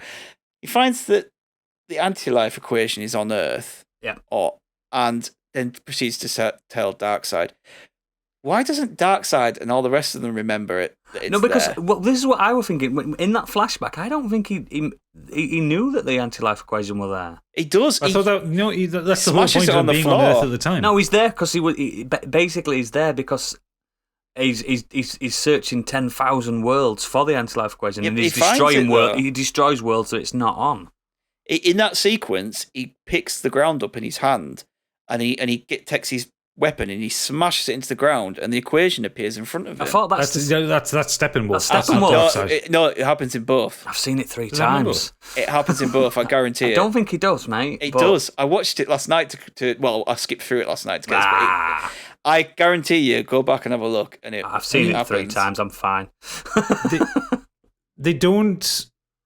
The film doesn't do a good job of explaining what the importance of the anti-life equation is. I could generally- give you an explanation. You could, I don't but think the we whole need to know point the is the specific film. Yeah, we Yeah. don't need the specifics of it here. The point is, the film it just says this is what Darkseid's looking for. It's the key to his power, or whatever, or the key to destroying everything. It's like it's such a basic explanation. It is a It's just like- mathematical formula as well. yeah. And also when you get the Steppenwolf reveal of it, when Steppenwolf kind of hits it and you get the Omega symbol, and it's just like, oh, is Kratos arriving? So that was my first thought. It's a very stupid MacGuffin, I think. I mean, That is it the makes problem. sense. It makes sense, like thematically in the universe, because the anti-life equation is the omega, and the life equation, which is the opposite, which exists. It doesn't mention it. Is the alpha? No, that's the problem. It doesn't. It doesn't mention it. That's the problem. It doesn't mention. It doesn't mention that there is a life. Like and my little life and nerd head, anti-life. I got a little nerd boner just them saying anti-life equation. I'm like, why are we fucking go? And then realizing, oh, there won't be another film. You see me watching as a civilian. Yeah, you're just like, what the fuck is that? I facepalmed when they said anti-life equation. It's like, Oh no, it's that so. is the stupidest thing I've ever heard. Mate, it's to create the anti-monitor. Oh, the ultimate Right. being that can. It was also at this point I noticed that the sound mixing was all over the place. Yeah. There was the whole fucking points- film. Yeah, up until this point, actually, it had been all right, but the sound mixing started getting weird, and I think it was especially with Steppenwolf's dialogue. Like, his voice became very quiet in a lot of places. Yeah. And there was sometimes when you get characters, and it was from this point onwards, which I think is probably when there's a lot of the Whedon stuff cut in with it, and then there's a lot of the new stuff put together with it. The sound mixing is just really poor, and there's a lot of kind of mumbled dialogue. You've got kind of Ben Affleck's Bruce Wayne voice is still a little bit of a Batman voice. He's not speaking as Ben Affleck, it's just his normal voice. Yeah. He's kind of giving it a bit of that. It's you got a know? bit of a And- reverb to it as well, hasn't it? Yeah, and it started to get, especially when they were doing the big dumps of exposition, it started getting hard to follow for me. You're not wrong. Actually, You're not wrong. I was thinking by the end of it of putting the subtitles on. I did anyway. I always do. Just before we quickly move on, I have checked, and Darkseid does find the equation when he arrives. I still don't think he does. He does. You'll have to watch it again, aren't I'll you? send you a screenshot. Anyway, yeah, and then we have this moment where Martian Manhunter turns up. I like I'm it. going to point out Amy Adams still can't act, and also She's this Martian. a very good actor though. Not in Like- this. Arrival. this- Look at Arrival. In this Martian Manhunter thing coming in, obviously it's completely unexpected for anybody, to be fair. It's supposed to be a twist. I get it. Mm. Kind of robs the preceding scene of any of its emotional weight, though. Yeah, totally. Like, And how does I he also know all don't- this stuff? I don't. How does he what? Sorry? How does he know all this stuff? He's a like, Martian about- Manhunter. It's part of his power. Yeah, he's kind of psychic. Yeah, kind of psychic. Um, That's his main thing. That's an understatement. Yeah, but yeah, this kind of pulling the strings from in the background that Martian Manhunter's doing. Yeah. It's so vague you can't see a point. in It what is he's kind of doing. against his character, because if something like Doomsday had appeared, Martian Manhunter would have appeared earlier. He wouldn't have just gone, Yeah. get him, Superman, I'm a colonel. Yeah. He'd have got involved. What got me about that sequence was, so he turns from Martha into his true form, Yeah. and then back into the general. Why did he not just turn into the general? Like, So we I know could it's- I know see him it's- talking I know it's to for us to himself. see. I know it's for us to see, but The like, world also imagine if needs someone Lois just Lane. came down those steps behind him, was just like, the fuck is that? Do you know it? I was thinking about also, this. his design is awful. Yeah, I don't like It it. doesn't I don't look like it. Martian Manhunter. No, I don't like it either. It's not green enough. Like, it would have made more sense if the general would have had a scene with someone and then turned to Martian Manhunter, and you'd be like, "Oh shit!" But yeah, Or his eyes just went red for a split second at some having point. having that scene between Lois and Martha, and it just took everything it's about quite that scene selfish, away. actually. That scene, it makes it rather dark and sinister. It's selfish because what he's saying is, you need to get back on your feet because we need. He knows that Superman's going to get resurrected. He's saying we need you to potentially sacrifice yourself so Superman gets his memories back. It's quite a selfish act. Also with the way that kind of misdirect's done. When we see Martha later in the film, I was thinking, is that the Manhunter or not? No, I don't think it is. No. How do we know, though? That's the thing. Well, yeah, that's it. How do you know? Because that sequence kind of comes out of nowhere. Yeah. Was Martian Manhunter always with Superman's dad all this time, all these years? Has he been laying next to a Martian? What happens if Lois brings that conversation up? She'll go, what? Martha, she's like, huh? She'll go, what the fuck are you on about? I was shopping. Yeah. I've been in Smallville all this time. So that's end of part 4. We'll move on to part 5 now. Oh, God, we've still got a fucking chunk of this film left. Oh, yes. We're getting there. We're riding it out. We're getting there, listeners. Right, so part 5. They dig up Superman's body and take it to This is such a good part, by the way. This whole section's incredible for me. So they cut back to Lois, who wakes up and she opens a drawer. There's a pregnancy test in there. She then takes into the bathroom. Oh my God. So there's a bit of intrigue there. And then she heads off to Superman's statue. The team place Superman into the pool in the ship. Cyborg is warned not to wake the box by the ship. He then has a vision of the world burning, with Wonder Woman and Aquaman dead, and Superman cradling a burnt body at the feet of Darkseid. Cyborg breaks out of his vision and says no, but the Flash thinks he says go, and he runs to the box to charge it. Box touches Superman. Superman comes back to life. He doesn't really know where he is. He's a bit discombobulated. He doesn't know who the Justice League are and ends up having a fight with them.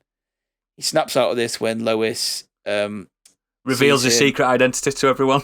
Yeah, and he flies off with her. Steppenwolf then arrives, and Silas sacrifices himself to heat up the box, so when Steppenwolf takes it, the team can track its heat signature. Now, the Justice League fight against Superman is pretty much the same as the Whedon version, bar a few things. He doesn't ask Batman if he could bleed anymore. No, that's in Batman vs Superman. No. If you remember in the original Whedon cut, he goes to Batman and goes, "Do you bleed?" Oh, he does the same thing back to him, and it makes no sense because he knows he bleeds. He knows he's human. So in this one, it's established that Lois keeps going to the statue every day. We've already established that. Whereas in the Whedon version, Batman uses Lois as a backup plan. Yeah. He brings her there as a backup plan just in case they need her to snap Superman out of it. Yeah. But in this one, Batman's just like, just do it. Like, he's egging Cyborg on to wake the box to wake Superman. Yeah. But I kind of I don't like this fight between Superman and the rest of the team. How good does Henry Cavill look though without a top on? Oh, fabulous. There's a great line early in this part when they're kind of going through the rigmarole of like getting the plan together and resurrecting Superman. And there's a metaphor used about a bull charging. Says don't wave your red cape at a charging bull. And just Bruce Wayne says, "This red cape charges back." Yeah. Killed me laughing that. It's so bad. Some of the dialogue really is bad. I do like this Bruce Wayne. I don't like this Batman, but I like this Bruce Wayne because I think he's a bit dumb. He's a bit silly. I don't think he's dumb and silly. I think it's pure arrogance. Arrogance works. He's got that arrogant billionaire. He's like, do you know how many super baddies I've took down in my lifetime? Yeah, this is fuck all. But I do think that fight lacks a fair bit of impact. That's my only kind of main criticism of it, because there's so much of people being slammed against things. Yeah, that's how Superman fights. I know that, but it's just like it's all a bit floaty. Yeah. It's like they're whacking off stuff, and there's no real consequence to it. Like, you get Batman thrown against the car, and he kind of sits there and coughs a bit, and it's just like, okay, that's a god throwing you against a car. You'd go through it. Yeah. You'd be dead, mate. He's got a special suit on. It's fine. He hasn't, though. Just before we... He's got his car repellent... He's got his car repellent spray next to him. Yeah. Push the car backwards. Car repellent bat spray. What do we think about this little flash into the potential future that Cyborg sees, though? I think that's Wonder Woman I is think dead. that's Aquaman's dead. That's. I mean. Spoiler alert. This does happen in the books. This is Zack Snyder's way of saying we're not going to do another film, but this is what would have happened. I think That's how I see it. I mean, that's what he's obviously set up for future films when he did film Yeah, this. but now it's like it's not going to happen. So we'll reveal. That's why I think the epilogue exists. It's like this is what would have happened. Yeah, I think it ultimately doesn't really serve that much to the film. I think it's more of a, it's not more of a premonition. It's more of a what if kind of thing. Yeah, but it doesn't serve like in that moment as well. It makes no sense. I don't think it actually. I don't think it serves anything because this premonition comes. I can't remember what the premonition comes from. Is it from the box or is it from the ship that it comes from? From the box. It's from the box. Yeah, the ship. Like the ship doesn't know that kind of thing. Yeah, it almost feels like it's. You've the got to bear in box mind this knowing probably happens in a split second for Cyborg. what's going to come if you resurrect Superman, and. Is the box sentient though? That's yes, what, they are sentient supercomputers, all of them. But the film doesn't establish this. It says they're supercomputers, and it says they are capable of doing a great thing. I don't think it's mentioned. Is that just me knowing that? It could be just me knowing that. Happy to be corrected on that if I am wrong. If someone comments on that and says, no, it does say in this bit of dialogue that they're sentient, fine. But from my memory, it feels like because that sequence happens, I didn't know where that was coming from. Yeah, that's true. Maybe it's just something I knew. And then the go thing, that was just stupid. I thought that was pointless. Yeah, but bear in mind they're using Bruce Wayne tech communicators. That wouldn't be that spotty. He does kind of whisper, no, doesn't he? He doesn't like shout. No, he's kind of he goes no. But what I noticed in that is like what I mentioned in the part there is Superman is cradling the body of a smouldering skeleton, which I'm taking to be Lois. It is, yeah. I'm taking and we are obviously meant to feel that. Is Lois dying enough to set Superman off like that? There's a bit more to that, maybe mate. not. She's pregnant. But exactly. If he found out that she was pregnant, yeah, they killed John. Does that John Lane Clark? Does that like really just send Superman over the edge? Yeah, that's what happens in the death of not the death of Superman, the Nightmare, where the Joker kills Lois rather than anyone else. Yes, it happens in Injustice games as well, doesn't it? I can't remember. The Joker ends up killing Lois, and it sends Superman into a spiral, and it becomes evil. Yeah. I did like the little foreshadowing that they're doing when Barry is running and he gets close to light speed, and you see time kind of going backwards ever so slightly. Well, did you not notice the thing where he misses the box, doesn't he, and then reverses it ever so slightly? Yeah, and so cool. I like that. I thought that was because obviously it becomes a big thing in the 6th chapter. I thought that was a really nice little moment there because I thought, oh, that's interesting. That wasn't in the original. No, it wasn't. It just happened. He didn't miss, did he? No, he sprints, hits the thing, and then clashes through the other side of the ship. Yeah, well, they didn't do any of that time travel stuff in the Whedon version, did they? No, they didn't. But I'm saying it's a nice setup. The Flash and Superman were buggering off, rushing people out of the vicinity. Which makes no fucking sense. Well, it does kind of weird Superman. I think Superman would, if there was a fight and there was people to save. Not at this point. Superman got to a point where he would sacrifice that. I don't think so. If it was a choice of like, I've got to get these people out of here before Steppenwolf destroys the world. Well, it depends at what point. I don't know. At what cost? I think that's just a case of I don't think that Zack Snyder gets Superman. I don't think Superman's the Boy Scout at this point that he was originally. That's the thing. I do, just getting back to that fight though, it does have one of my favourite moments of the whole film. Mm-hmm. And that's the bit where Superman has hold of Wonder Woman and I think Cyborg, and the Flash goes to run around the back of him, and you just see Superman's eyes move, and then the Flash's face is like, oh shit, you can see me. It's an incredible look on Henry Cavill's face as well, because it looks like he's smiling, isn't it? He's giving some proper side eye. It's like fucking Calvin from Calvin and Hobbes is like giving an evil look kind of thing going. Yeah, it's so funny. What I do like as well, they stick to the no drama or danger to it. No. I didn't think, oh shit, that's a big moment. I'm sat there giggling at it. Yeah, it's a so great funny. moment. They stick to the canonical aspect that the Flash is only just faster than Superman as well. He technically is the fastest man alive, but only just. Well, he's a bullet, so. Yeah, he's not. He's not fast enough to avoid a punch from Superman. No, but yeah, the difference is the Flash can access the Speed Force. Superman can't. But yeah, it's so cool.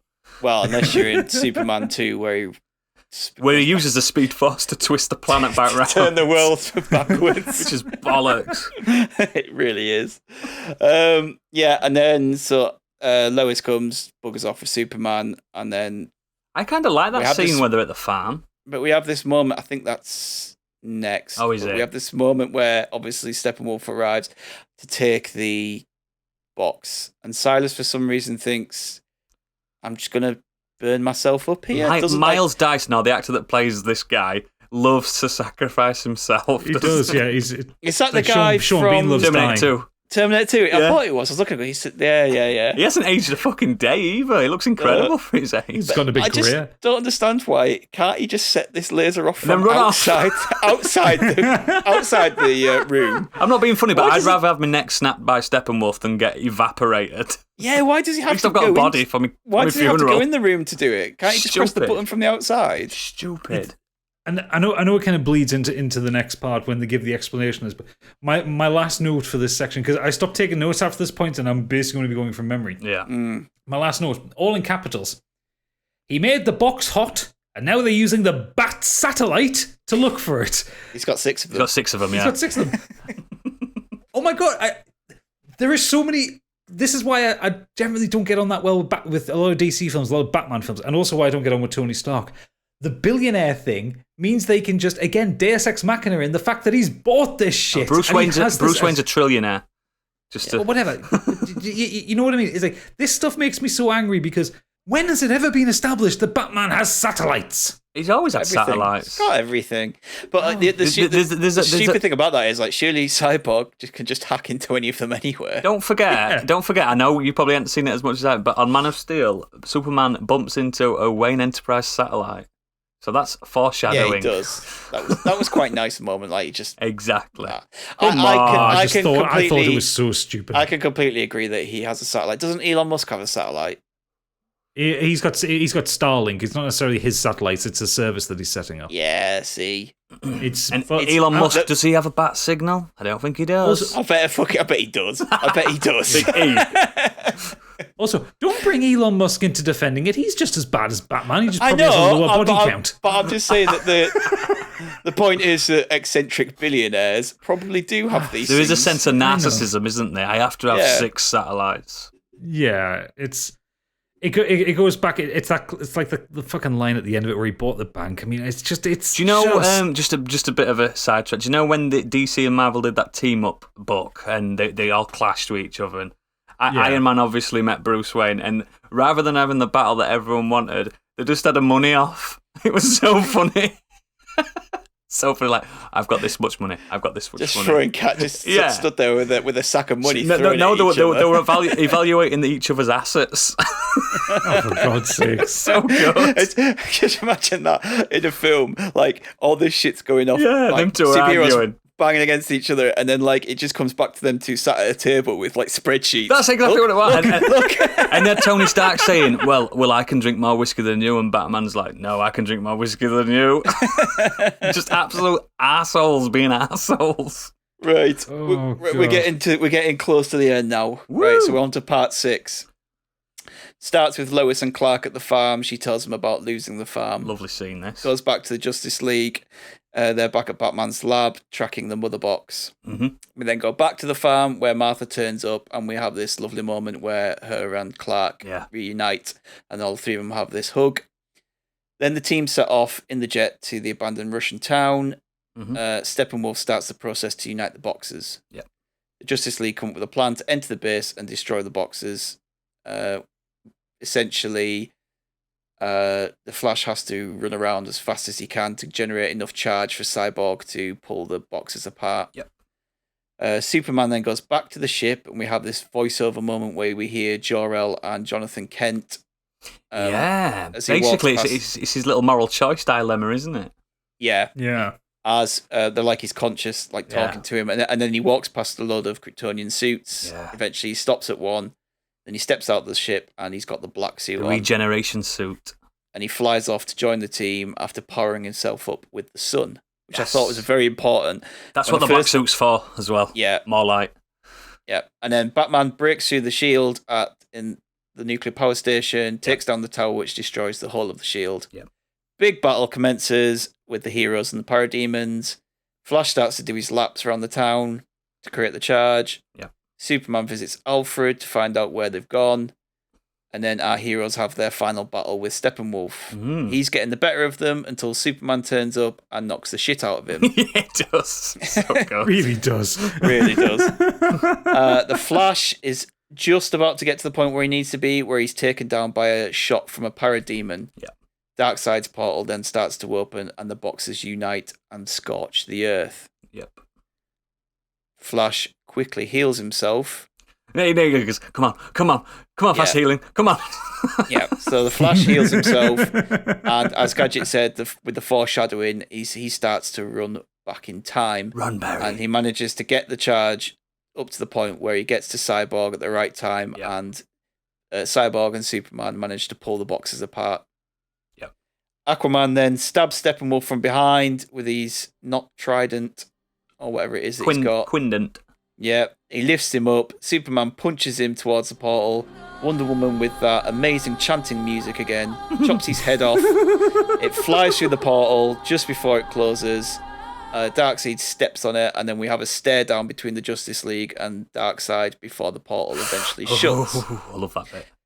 Darkseid says that he's just going to use the old ways to get back there. Gather the And then Armada. we have a team standoff in victory. Yeah. And that is the end of part 6. I like this part. Yes. It made the end battle better. Yeah, they're so much better than the It 2017 almost version. felt. It wasn't it hard almost to felt. improve the end battle. It felt Marvel Phase 2-y. It had an air Yeah, of that. I can see that, yeah. It had an air of it The- to me. The battle made more sense what they were doing. Like you Yeah. didn't have Barry pissing about evacuating people. Dostoevsky. Yeah, Just- you didn't have any of that. You still had Bruce kind of fucking sacrificing the jet that he's been pining over for the whole film because he just gets shot down immediately. Love that plane. Yeah, but you get that pretty fun sequence of him like kind of driving through the town. He's having a whale of a time. Yeah, with Aquaman like stood on it. My man. Yeah, the whole thing with kind of Aquaman and Wonder Woman in the air, it seems that stuff just didn't, because neither of them can fly. Oh no! Wonder Woman can fly. Wonder Woman now. can fly. You remember in She can fly 1984, anyway. She just suddenly learns how to fly. And Aquaman can you? Yeah, but she's not flying in that though. I thought she was hooking onto storm it- clouds. It's not looks really like she's flying. She flying. leaps, doesn't she, and like glides. But with Aquaman, bear in mind, and it doesn't tell you in this film, he can use the moisture in the air to create ripples Fuck off! to make it as if he's flying. No, Well, in this one, he does get propelled around Yeah, a he bit does. rather than Yeah, he flying. does. He gets thrown by the And then he car. surfs on a parademon through a and then building. the parademons pick him up, Yeah. and then Cyborg helps him, and yeah, I liked it. I do enjoy Old Man Batman kind of climbing up the side of things. He's just punching parademons, taking their rifles off them, sitting on the standing gun. He's the MVP in this bit. People don't realise what he's doing. He's the MVP. He doesn't- he's doing some severe cardio going up there. Absolutely. But I just like the fact that you've got these actual gods yeah. fighting, and you've got Batman just like, "Oh, I'll get these guys. Yeah. There is one scene that I have to mention as well, because, like I say, I've seen it 3 times. There's one scene where they all like, right, Batman's like, I'm going to do this in car, and then you'll get in. And then they all go, okay. And then they all like fly off, zoom off, and then Batman just turns around and like waddles into his car like a human. It's as if he's looking back going, yep, I've got to hike it, guys. Yeah, It's such a good bit. It's so funny. See, I like people moaned about Batman using guns at this point, and I'm like, He did I anyway get that at this point in the books. because there is a Justice League cartoon where he comes against the parademons, and He'll kill them anytime. Offered a gun, he's like, no, he doesn't. He says no, and he basically fights them by hand. But in this situation, he's not I going to think be he'd able want to a do gun. that. They're not I think fucking he'd want a human. gun. Yeah, they're Wow. shooting him with a gun. Yeah. Like, if he doesn't use one, he's dead. Bear in mind, right? Yeah. This is getting nerdy again. This is Dark Knight Returns, like Alan Moore. This is stuff where he's been off duty for a long time, and he comes back, and there's been wards that he's lost. He's lost one of the Robins. You know what I mean? he's not asked. He just he has lost to Robin, hasn't he? Yeah. It's established in exactly. I think Batman versus Superman. He loses his moral compass the later he gets on in life, Batman. And by the time, I mean, the run's finished now, but by a certain point, he's killed a lot of his enemies. Killed. Yeah. Because he just thinks, fuck it. Yeah. This whole sequence works a lot better for me. There's still a lot of stuff I find a bit dumb in it, but I really like the way they use Barry Allen for it. Like the idea of him building up this charge, which we've established that he needs to do. He needs to get at a certain speed. He can build up electrical charge faster than light. And then he can kind of punch Cyborg into the Mother Cube. Yes, I like that. I think that is some decent storytelling because that's been established throughout the film that this is what can happen. Yeah. It sounds like I'm fucking praising GCSE writing here because that's what it kind of feels like in places throughout this film. Oh, it's very easy, isn't it? It's easy writing. It's just, there's nothing extraordinary about it. Yeah, I like how that's kind of built up. I like how you get the payoff for that one. I like the kind of the slightly timey-wimey travel-y stuff that goes on with it. I think the fight loses its impact when Superman arrives. They always do in DC. Yeah, because I mean, Superman is a god. He's the god. He's the most overpowered character in all comic books. Yeah. So like he's One Punch Man. The fight between Steppenwolf and the Justice League without Superman is actually kind of tense. Yeah. Because they're kind of it's a lot of blow trading. I think they could have still took him eventually. Eventually, yeah. I mean, the thing is, he's powerful. He's not a god, though. No, he's not. No, he's just a very strong alien. Yeah, and like they're chipping bits of his armor off and all like that, and he starts looking better with less armor on. Yeah, fucking hell. But they're knocking each other back and forth, and then Superman comes in. And granted, Superman, he throws a good punch. The man can punch. Don't get me wrong. Yep. But it just takes the entire wind out of the sails of the fight because all of a sudden you've got this all-powerful being knocking the shit out of a powerful being, but not an all-powerful one. Yeah.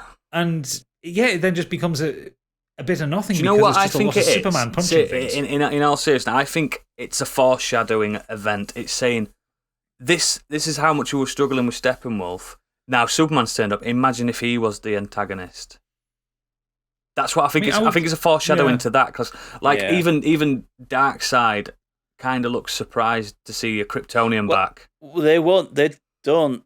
I'm sure it's mentioned that they won't. Don't want to go to Earth. Oh no, Superman. Yeah, if there's a Kryptonian, Superman is the reason why why Earth was stayed away from so long. A Kryptonian, basically, in the law, any Kryptonian that's in the presence of a yellow sun, there's just no point in going near. Like Goku in Dragon Ball Z, there's no point in going near. You're not going to win. So what I will say though is that it felt like everyone in the team had something to do in here, rather than just waiting for Superman. Whereas the original Justice they were just League holding him off, weren't they? They were just like, we're just waiting, we're just buying time right now. He'll turn up. They had a plan. They were like, right, we've got to think of something because they have no idea if Superman's turning up. Yeah, ever again. Yeah, they don't know. They had to come up with a plan, and even though Superman does turn up and batters the shit out of Steppenwolf, lasers his horn off and everything. So cool. Proper goes to town, doesn't he? He has him pinned down. I think he would have killed him if it had got chance. The bad guys still technically win. If it's only for like 30 seconds. Yeah. And it shows that actually it's, regardless of it, Superman isn't the one who saved the day. It's the Flash. Absolutely. If the Flash wasn't around, the bad guys win. Yeah. And I really liked that. It put more emphasis on the team and more specifically on the younger guys like Cyborg and the Flash. It made them feel so important. Well, the Crisis on Infinite Earth, the biggest start, like the Infinity War of basically DC, the Crisis on Infinite Earth, the Flash is yet again the one that's, without him, nothing would have. He's one of the most powerful metahumans in existence, the Flash. I really liked the sequence inside the mother box. I did, mate. I did. They're trying to trick him, weren't they? They were trying to trick him, and it was that acceptance of who Cyborg was. Like that he had to. He's not a monster anymore, is he? Yeah, it's the cheesiest personal story in the world, but you have to accept. Yeah, you have to accept who he is, what his place in the world is, and what his abilities are. And he was able to defeat whatever code it was, and basically nullify the mother box and stop the what's it called, unification or something like that? Unity, that's it. Yeah. I think Assassin's Creed again. But yeah, he manages to stop that, and it's all because like you're right, Stig. It's like everyone has their part to play, and they all work together. It's a team, properly on isn't this it? one. It's a fucking team. Yeah. Which it really wasn't in the Whedon. No, thing. not at It was all. a lot of very disconnected. It was characters Superman and very Friends, wasn't it? Motivations. Yeah, That's what it was.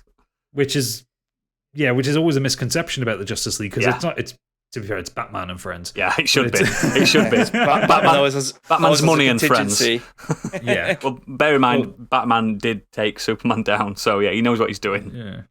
But yeah, no, I really like that last sequence. Yes, that was. Such a stark contrast.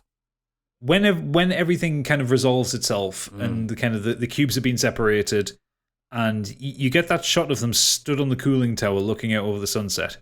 I wish the credits had rolled there. What about the lovely scene would've where been perfect. Superman helps Batman we'll get up? to that. He's like, "Come on, old man." Well, yeah, I love that. I love it when Superman and Batman are 'cause friends. it's a bit. It's Makes a me bit of smile. after the last time they kind of Yeah, last exactly. few times they've been together, they've been enemies. It's the and first time of I know they weren't shaking hands, but it's the first time he's picked his friend up.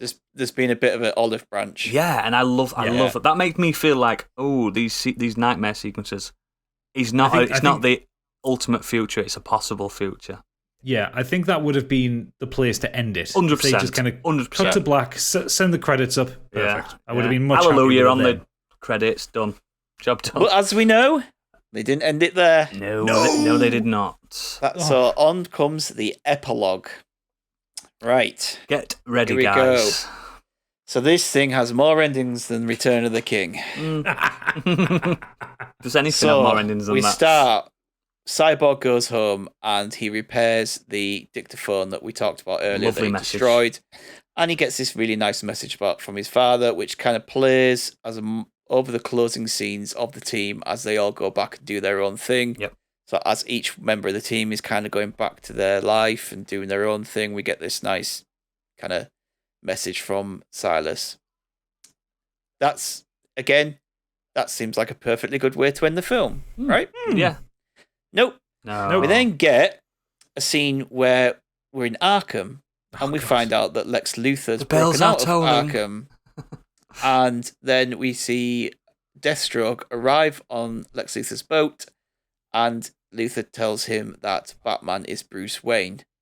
Now that, I think, was the post-credit scene in the Whedon version. It was, yes. Yeah. That's a really good post-credit scene. That's kind of like if they'd have done the Cyborg ending, had the credits, that's the end scene. Yep. Fine, done. I love Slade Wilson's design in this. Deathstroke. Yeah, it looks really good. Looks good. Yeah. I don't like Jesse Eisenberg as No one does. No one does. He's too young in my Yeah, opinion. you need a middle-aged man, a bald John Hamm.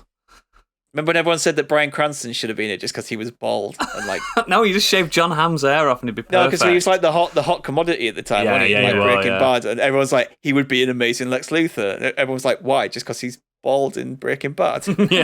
to be fair, he'd be a better Lex Luthor than fucking Jesse Eisenberg. To be fair, he would have been And- a great Lex Luthor. And Jesse Eisenberg is on the title card at the beginning of the film. You don't see him for 238 Isn't he in the film for minutes. 2 minutes? The actual, Well, we'll get to that where we see the Joker in the trailer, and you don't get to him till now. Yeah. So we've had that scene. I think we we're going then to have a cut long to discussion on this scene. a post-apocalyptic world where Batman is teamed up with Cyborg, Mira, Deathstroke, a different Flash. It's not. It's still Ezra Miller. Doesn't look like it. It to is me. him. It is him. It's in his. He's in his Zoom costume. Okay. His face has been aged as Yeah, well. it's been Well, aged I'm up. wrong there. Apologies. He looked like a different Flash or maybe No, a it's different definitely him. dimension there. It's definitely Barry. And the Joker. Yeah. So the Joker and Batman have a bit of back and forth about everyone around Batman dying. They then kind of discuss how one day they'll kill each other, but they have a truce. And I will fucking kill you. And then evil Superman turns up and Bruce wakes up. Bear in mind, it's evil Superman in his blue and red suit. Yes. Very poignant. Bruce wakes up on a lakeside house and he obviously hears something, goes outside, and we see Martian Manhunter float down to inform Bruce he's here to help. And the film ends. I've got quite a bit to discuss here, guys. I have quite a bit to discuss here, guys. didn't like some of this, did like some of this. It left I me didn't like wanting any of more. this. I did. kind of like, I do want to see that post-apocalyptic Nightmare, it's called. world. I want to see that. Nightmare with a K, by the way.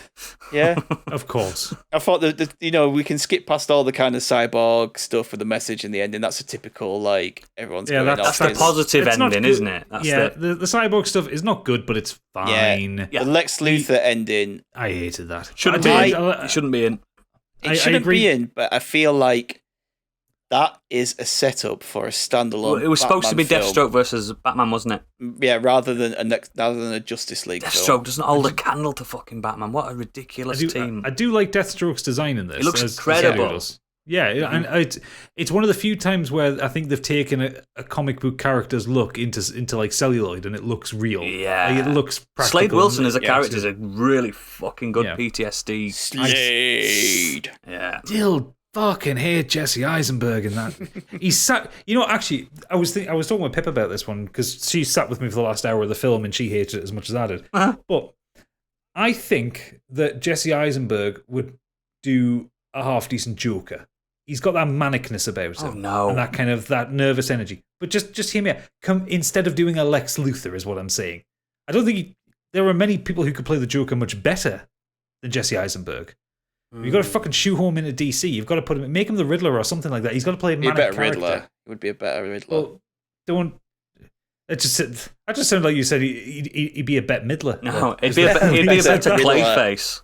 Yeah, but, yeah, like I'm not big on DC, but I know that that's not Lex Luthor. No, Lex Luthor is the basic. He's basically evil Bruce Wayne. Well, Lex Luthor for me is the DC equivalent of Kingpin from Marvel. It's that not as brutal, not as physical, but yeah, not as physically brutal, but it's that calculating, cold, incredibly wealthy plan for man. everything. Plan for everything, pulling the strings. That in the is basically got every Luthor, politician on his payroll. Whereas with Jesse Eisenberg, you've got this kind of chattering lunatic, which doesn't work. Like that isn't Lex Luthor. Real mental health disorder type. Yeah, this is coming from someone who is not precious about DC properties. I am. I know you are, but I'm saying, like, for me, I can tell that this is wrong. There's only one good role for Jesse Eisenberg, and that was in The Social Network. That were it. No, I liked him in Zombieland. He's all right in Zombieland. Yeah. But basically, neurotic nerd is what he plays best. Yeah, exactly. Yeah. Not Lex Luthor, ladies' man, billionaire, not a philanthropist, captain of industry, capitalist. Kind of yeah, like Donald Trump character. Yeah. But, come on. Let's just pull this fucking plaster off and get straight into the nightmare stuff because I can't take it anymore. Okay. To the nightmare scene. Go on, Oodles, you take us away. Okay, yeah. This scene, you start. I've got to gear up for this. This scene is wrong. Basically, in the books, the anti-life equation was discovered by Darkseid and not Darkseid, sorry, Dr. Mobius, and Dr. Mobius became the Anti-Monitor. The Anti-Monitor is something that wipes out all sentient existence on any matter, basically. Like the Halo rings kind of thing. Basically, yeah. Anti-Monitor is like a super computer robot-looking thing that bigger than like Galactus type thing. Right. Okay. Yep. I'm following you. Darkseid's long gone by this point, long stopped, and Earth obviously is the next in line. This Earth is not the Earth that the film is set. It's one of the other Earths because there's infinite Earths. Remember? Well, there's 52 Earths. I think the Joker does mention something about that. Yeah, he says multiverse. Yeah, they're not in the Earth that we know. That's why I'm sure it's a different Flash. It's not a different Flash, I promise you. It's because of that Flash that we can go to different Earths. So it's just an older Flash, I promise you. And basically, the stuff with Aquaman and Wonder Woman are dead, I'm fine with that. But the fact that this is it's something that Bruce dreams up. In the books, this is something that Martian Manhunter implants into his mind. He's saying this could happen. This is not what's happening. This could happen. And the fact that the implication that's what's happening here. Yeah, exactly. Yeah. And Martian Manhunter immediately comes, doesn't he, and show and talks to him. So that could have been that. But what I don't like is the fact that, like, he doesn't explicitly say that the Joker killed Lois Lane, and he does. That's what it's all about. And the Joker also kills one of the Robins, and he also kills the Oracle and Barbara Gordon. You know what I mean? There's no way on Earth that Batman would team up with Joker, even if the world was ending. There's just there'd be no truce. That's what bothers me more than any other part of this. It's like, and he's like, I will fucking kill you. It's like, no, you'd have done it anyway, way before this point. That's what I don't like. And they've shoehorned Jared Leto's Joker, and I don't care. And I don't particularly think he did a bad Joker in that little scene. But what I don't like is the fact that it's like Joker's got all the he's got all the cards, you know what I mean? He's the one that's in control, which is absolute batshit. There's no way. Like he's like, we're best friends, Bruce. That's something the Joker says a lot, but it's, and he's wearing some kind of like police uniform, isn't he, or something? Oh, it's like a prison uniform with police armor. Yeah, he's clearly taken, because if you notice, he's got loads of police badges on him. Yeah, so he's obviously pinned all the badges of the police he's killed. I know it's supposed to be a dream sequence and stuff like that, but it's just, in my opinion, it's just thematically wrong. And if this is Zack Snyder's take of saying this is what could happen if you'd let me get hold of this property and carry on, it just irks me a little bit because it's just so much wrong. And I know you're allowed to change things, like they changed Robert Downey Jr. in Iron Man, they changed the fact that he can walk in it, for God's sake, and just simple things like that. It's just, I don't know, there's too many liberties. It seems like fan service. But not the fans of the comics. I purely think that Jared Leto's Joker was put in there simply for fan service. Yeah, to sell Birds of Prey and stuff. He's way better. He's better. I mean, he's better than what he was in Suicide Squad. But that whole sequence, and I know it's a dream, it's a nightmare. But the way that conversation doesn't flow because it's very difficult to follow because the two of them are talking kind of about things that we've not seen, though. About things we've not seen, about things that we've not seen. I know what he's done. Information about. Yeah, it's not fair. I don't think it's fair on the viewer. I don't think it's fair. I know exactly why he's done it though, because he's put it there. I mean, the balls on the guy to put this stuff in there and go. I think it's balls. Literally get his fans to go, and people. He's got me wanting to see more with a couple of those endings. And yeah, you can imagine the people who are really into this are going to really want this. And if it's been the talk of Twitter since it came out, nearly every single day, have a look at what's trending. There's something to do with this film or like spin-offs and stuff. It's got people's attention. If I do like how soft-spoken he is. If it sells HBO, gets them a load of money, gets Warner Bros. A load of money, of course they'll come back to this. And he's put that on there on purpose to get people wanting it. Yeah. Yeah, it's a completely pointless sequence because it doesn't add anything to anything. And it's a potential future. That's the thing that bothers me. And it's not our Earth. I think it was the peril. But none of that's explained either. No. It's just shown as a implied, dream isn't sequence. it? It's implied. Yeah. It's not even implied. It's just a fucking ruined city in a desert with a Mad Max aesthetic, which is ridiculous. Yeah. Batman looking like an absolute cunt in that outfit. I'm sorry, but just the duster with maintaining the cowl. Everyone knows who you are. Just the world's ended. Take the fucking mask off, there isn't a world anymore. Yeah, you've got Mira following him. She's pointless. There's no fucking water around. You're in a desert. She doesn't have the same powers as Aquaman either.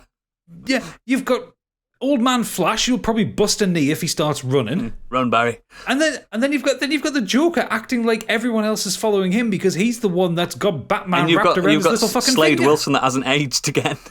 Oh yeah, Slade Wilson. What's he done? He's had a fucking haircut. He's got no powers. He's just a human. Yeah. Oh, so is Batman. Yeah, but we don't know what his hair looks like. We don't know what he looks like under the cowl. That's the difference. Yeah, and it's layer upon layer of stupidity, and then this conversation between Batman and the Joker.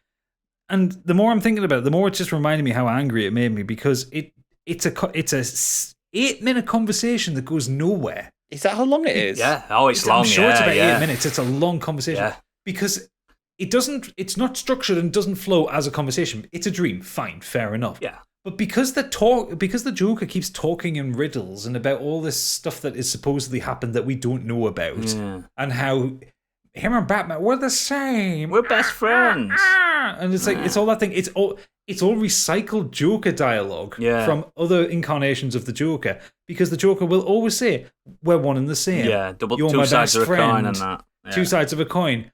One of us is going to kill the other. Every single Joker has said that since fucking Jack Nicholson. Yeah.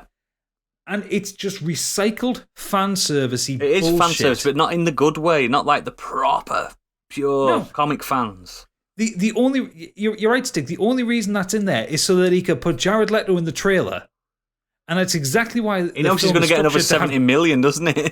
Yeah, that's exactly why it's structured as Jared Leto being the last new character introduced into this. Yeah, Mm-hmm. yeah. At least he doesn't say that we live in a society line. They took Oh, that I'm out. so glad they fucking took that out, because I saw that in the trailer. I got legitimately angry because I thought, no, you can't do that because the fucking neckbeards will be up in fucking arms. 4chan will explode.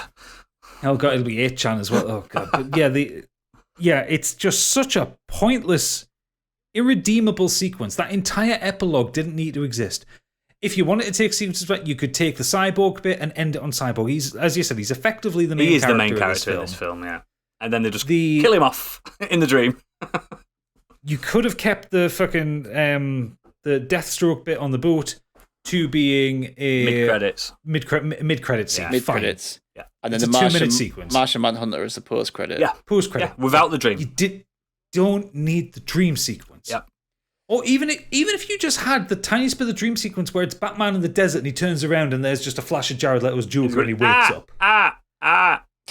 Yeah. And yeah, that would have been a much more impactful thing, because I like the idea of exploring the idea of Batman having PTSD from everything that he's seen. Which is a thing that, it has been done. Yeah, Yeah, it's a thing that I know it's a thing that happens in the comics, and it's kind of it's implied in Arkham Knight as well. There's a lot of PTSD trauma stuff in Arkham Knight. Well.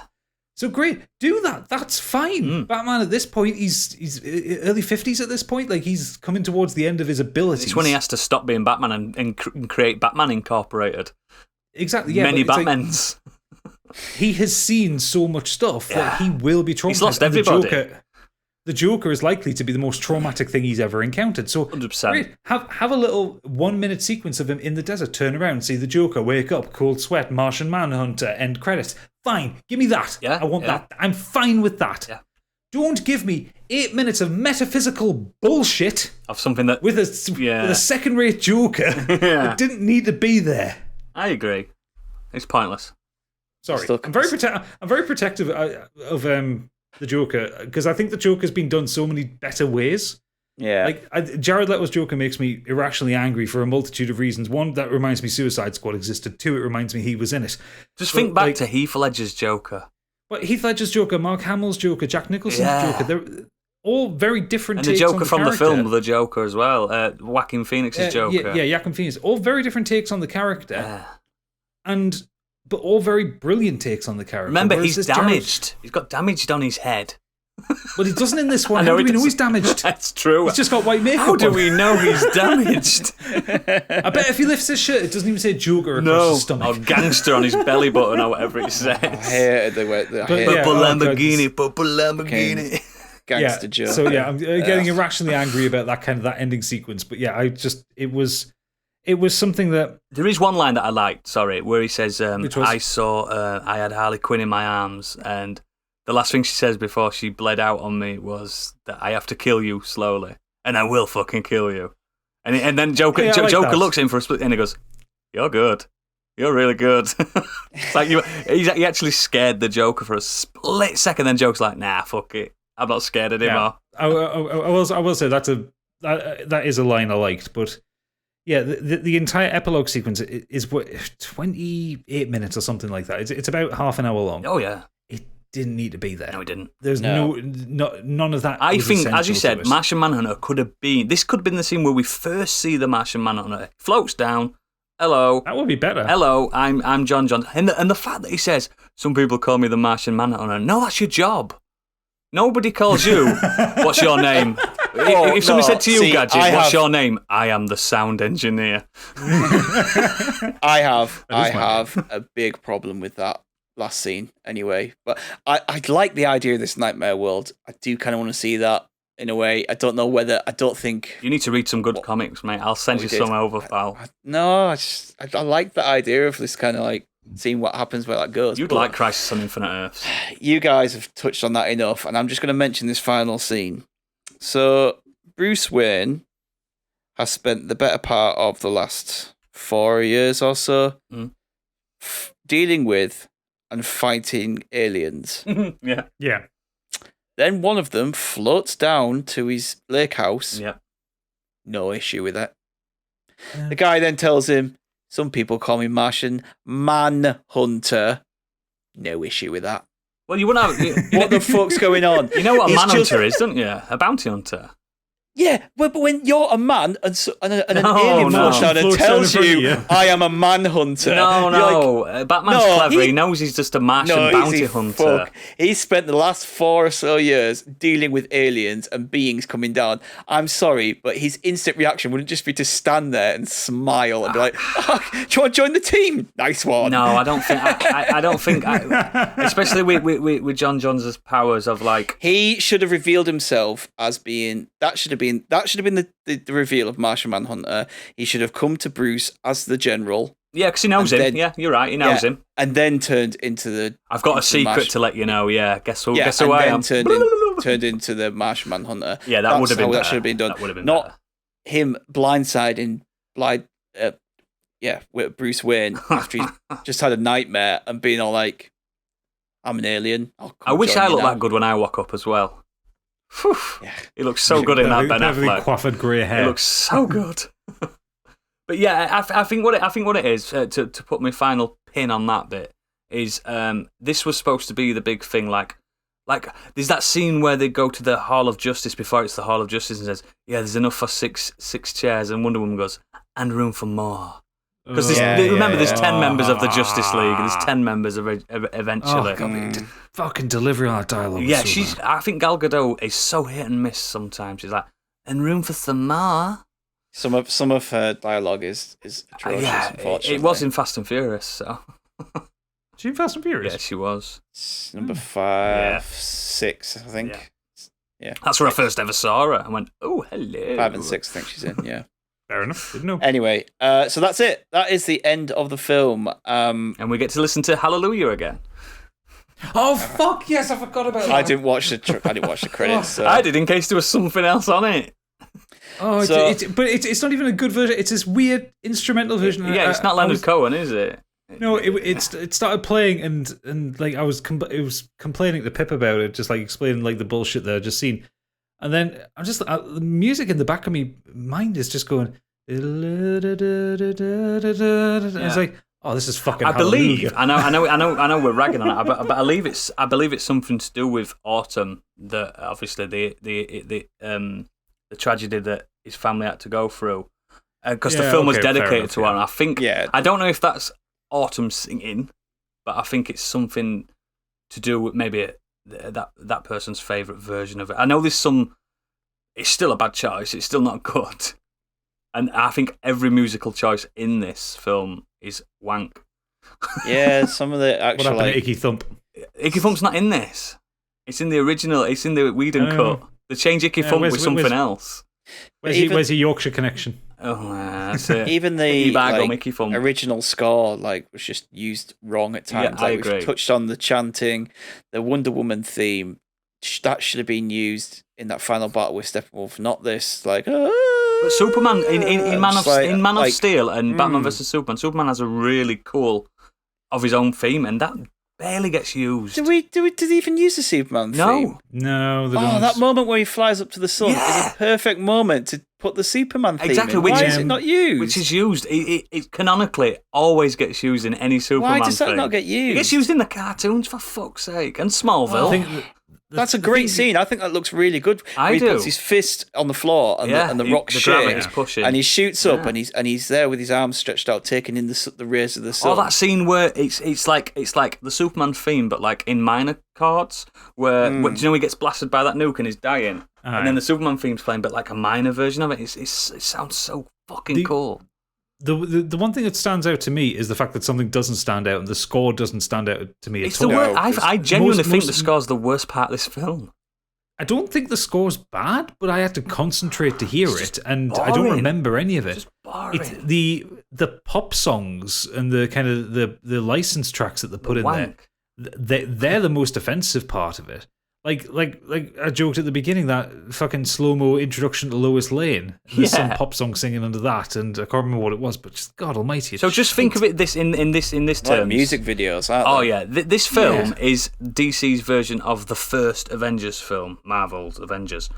Just think how much better the score is in that film from 10 years ago. Well, It's so much better. There are no themes to remember apart from that Wonder Woman kind of thing. It's so weird. Other than Wonder Woman's actual like Hans Zimmer theme. Yeah. Like, But that only gets used like once. It gets used like twice, once or twice. Yeah. And it doesn't get used in the right parts because they keep putting that fucking chanting in instead. And I'm like, there's no thematic thread that runs through the music and the background of the score through the film.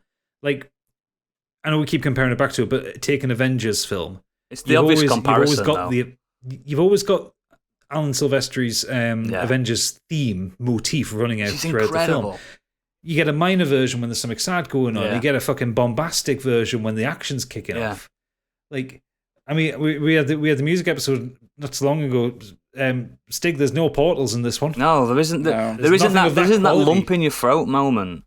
No, there's no. And music in cinema is one of the most important aspects, in my opinion. The team should have a theme. Yeah. There should be a theme that people go away with. That's the Justice League theme. And they hear it and they go, that's the Justice League. Yeah, theme. Like you would with the Avengers. My kids know the Avengers theme, for fuck's sake. Yeah, so do mine. My daughter knew it before we even started watching the films. That's what I mean. It's like, come on.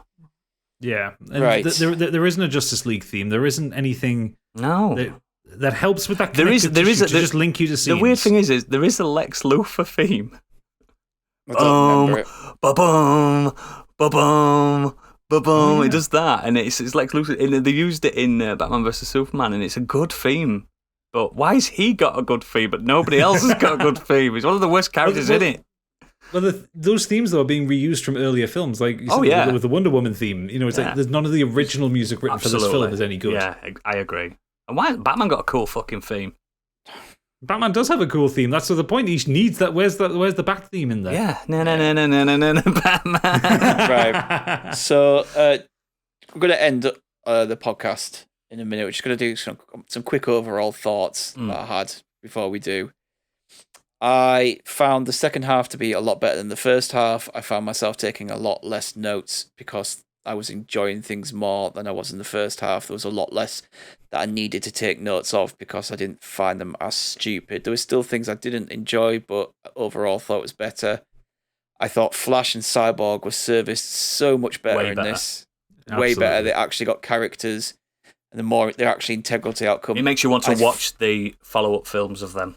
But I do feel like Aquaman was underutilized plot-wise. Yep. He was mainly there to... My man! Look amazing and he did look good and fight. Yeah, so he did his job well, but he didn't really have much character. Steppenwolf. Sorry. The one thing that they took out my favorite Aquaman moment from the Whedon cut, which is when the first time he sees Batman and he's like, just like a bat, I can dig it. Yeah, it's like they took that out. So that's a really funny moment. They kept my man in though. That's good. My man. That's it. Sorry. Steppenwolf, I think we all agree, is much better as a villain in this. Even if you have issues with the way he looks, his motivations, the way he sounds, not pathos to everything. I think an actual character. He's an actual character. Yeah, he has motivations. I do think personally he looks better. I don't think the design is great. He looks like something from Mortal Kombat. He looks a lot better than the version they had, which just looked like a Play-Doh on someone's face. Well, yeah, like I said, it's his armor that I take issue with. Like the design of his face and the horns and the kind of his body structure and stuff like that looks much better. I don't like how the horns are part of his body though. That fucking bothers me. No, I thought that was part of his armor. I said to Kate when we were watching it, I was like, how does he sleep? Like, how could you put your head down if you had like massive horns? Well, he's not sleeping on his side, is he? No, he must have to like suspend himself. Well, think about it this way: a giraffe can't lay on its back. True. Yeah, but yeah, I like the design of his face and his overall body structure and stuff like that. Like that kind of design. I like his extra fun. He looked more menacing as well. I think he came across harder. The shimmering armor didn't do it for me. Like the kind of the moving plate. It's like a glitter armor. ball I suit, think, isn't it, from Mighty Boosh? Yeah, I think if they'd given him a more solid suit of armor, I think that would have made him. If they'd basically taken the armor that he had in the original and just made it a Why bit couldn't they extra, just give him red and blue armor like he's supposed to wear?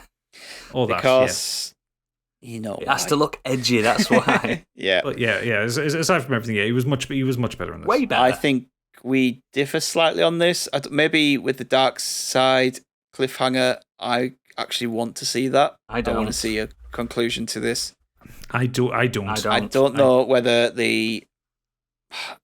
It's left me wanting more, to be honest. Darkseid's not a good enough baddie. Superman should be the baddie. Yeah, but that's what I mean. They could do They that. don't need Darkseid for it. He's planted the seeds for that, and I'd like to see that. I'm not precious about the comics because I have no affinity with them. I've never read them. I know. I've just watched cartoons. And, If they make played Darkseid games. take over Superman with the anti-life equation, I'll accept that. That's what it's pointing towards. That's what it feels like they're going Yeah, I for. suppose it does, makes me doesn't it? want it. It makes me want to see I'll that. I accept do want that. to see it. And like I say, I think Zack Snyder's got some balls in him to put that in the film, knowing that people are going to really call for it. So I'd love Zack Snyder to go, guess what? I'm not following this up. I'm doing the Russian Superman story. We're doing Red Sun. Yeah. We're doing That's it. that's just come out actually. Has it? Oh, it's so good. Yeah, Red it's a Sun's cartoon. so good. Yeah, animated version that's just come out last Imagine year. him fighting for the Soviets. So, overall, we all think it is better than the 2017 film. Yep. If I were to put a number on it, I think the original film is a 1 out of 5, and this one is a 3.5 out of 5. I would go with 1 out of. I did give it a 2 out of 5 originally, the Justice League. Yeah, but in the more context I've- now. The more, I think about it, it is just a 1 out Yeah, of 5 it's a dead incoherent film. mess. This is a 3 out of 5 for me. Yeah. It's a coherent mess. Is that a thing? Yeah. I don't know. Yeah. It makes more sense. There's more to it, but it fucking should do because it's 4 hours long. And I think it is a better film. There are things I don't like about it. There's a lot of Zack Snyder's. All the issues- slow-mo could be The taken out. stuff that he does too much in his films is there, but he does have an eye for certain things. Can we that are talk a lot about of the scenes that colour look really good. palette before we disappear? Because I think it looks better than the colour palette of the original. The Whedon cut. The Whedon cut's really colourful, isn't it, and bright, and I like the. But it should be bright in No, places. but I It like the doesn't have to be muted. I dark. like the muted palette on this one. It's DC, remember? It's not Marvel. It works in certain sections, but Mm. sometimes it's a bit too much. Okay, yeah. But yeah, for me, this is a 3 out of 5. I enjoyed it. Yeah. What about yourself, Gadget? I know you sounded a lot more upbeat on it as we It's the talked second half, about isn't it? It's better. The second half is better. The thing is, the original is a 1 out of 5, absolutely. 100%. Yeah. This one, I'm somewhere between a 1.5 and a 2 out of 5 because for every, Wow. because the thing is, for all the good stuff that is in there and the improved stuff that there is in there is a lot of stuff that I really genuinely hate. And for me, this is basically, and I've used this gag several times, but this is the biggest cinematic wanker I've ever encountered. Oh, it's a wank indeed. Because- Because it is so self-indulgent. Yeah. It is all. I think this is the zenith of all of Zack Snyder's worst impulses. Yeah. I think for all that there is stuff I like in this, none of it's exciting. I think it's a very dull film. I think it's a very boring film. I think there is a lot of plodding dialogue, a lot of exposition scenes that don't need to exist. For instance, Wonder Woman and Alfred making tea together. What the fuck? That doesn't add anything to anybody. You put the water in first. Yeah, but the point is that sequence doesn't Why is he add anything telling? to the Why film. is he telling like 100 5,000-year-old woman. Is she that? Yeah. Why is he telling her how to make tea? She on. existed before tea existed. Yeah. So all of these things kind of get wrapped up in themselves and wrapped up in the Snyder hype. And this is a film that would be I would rate a lot higher if there was an editor with a red pen just pulling some shit out. Isn't of the producer his wife? So she's like, yeah, Zach, Yes. whatever. Yeah. There is a very good 3-hour film in there. There is a good 3-hour film Yeah. in there. I think if you take a lot of slow motion sequences out, tweak a few of them, like the Flash's introduction creepiness. Slow-mo I don't should like be that. utilised for the Flash and the Flash only in this. Yeah, or for a particularly badass action shot. Yeah. Like, say, for instance, when Wonder Woman beheads Steppenwolf. Yeah. Slow-mo the shit out of that. Or that. I think when Superman, we didn't mention it, when he actually comes into the fight, Steppenwolf is bringing his axe down, and Superman comes in, and it hits him on the shoulder. Oh no, it hits the shoulder. It hits his shoulder, and he just looks, and he just kind of shakes his head. Doesn't he say something like, "I'm disappointed in you" or something like that? Yeah. I'm not angry. I'm disappointed. And then he just blows cold air onto the axe, and it shatters. Yeah, that's a good slow mo of it. Use. You can pick out a lot of these things that Zack Snyder's put in that are great. We could take the 10-minute chanting of the Norwegian women out. Yeah, you can take shit like that out. You can take a lot of the Lois Lane sequences out of there because the world needs Lois Lane. The Martian Manhunter kind of reveal is stupid. Should have been a stinger at the end. Should have been a stinger at the end, or done in a different way. There is so much stupid and unnecessary bullshit in this film. I can't really say it's any more than a 2 out of 5. It's improved. Don't get me wrong, it is significantly improved from the Whedon cut. 70 million improved? Oh fuck no. But also the thing is, a lot of improvements you can make to the Whedon version, we're actually cutting it down because there was stuff in the Whedon film that didn't make sense. They didn't do the run with the race with Superman and Flash either, did they, at the end? No. Yeah, I don't think it's a good film. I think it's a better film than it was. I think it is a good film. I struggle with it, and I am absolutely not interested in anything Zack Snyder's got planned. Or anything that he's 303. Watchmen 2. If he wants to go for the rest of his career making sequels to 300, Sucker fine, Punch 2. Do that. At least you know what to expect with that bullshit. Oh, God. No.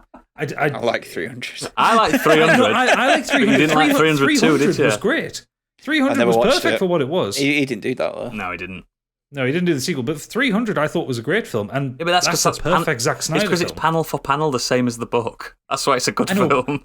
Yeah, effectively, he didn't write it. Yeah. But yeah, that's a perfect Zack Snyder film because it's a very action-oriented, interesting colour palette, that kind of thing. He invented a lot of stuff for that film. Yeah, CGI pecs. Yeah, fine, do that kind of thing. But when it comes to architecting something like this, he hasn't. And this is also, I think, a fault of DC as well. DC don't have the chops that Marvel have for building these interconnected stories. You shouldn't do it that way, I don't think. I think there should be just single things. But DC are trying to. I know. Trying to say, it's a universe. Marvel's doing that. I want to do that. I think they should do what they did with Joaquin Phoenix and just have one-offs. This new Robert Pattinson, the Batman. They've said that's going to be a one-off. I'm excited for that. It looks incredible because there's going to be a beginning, a middle, and an end. Yeah.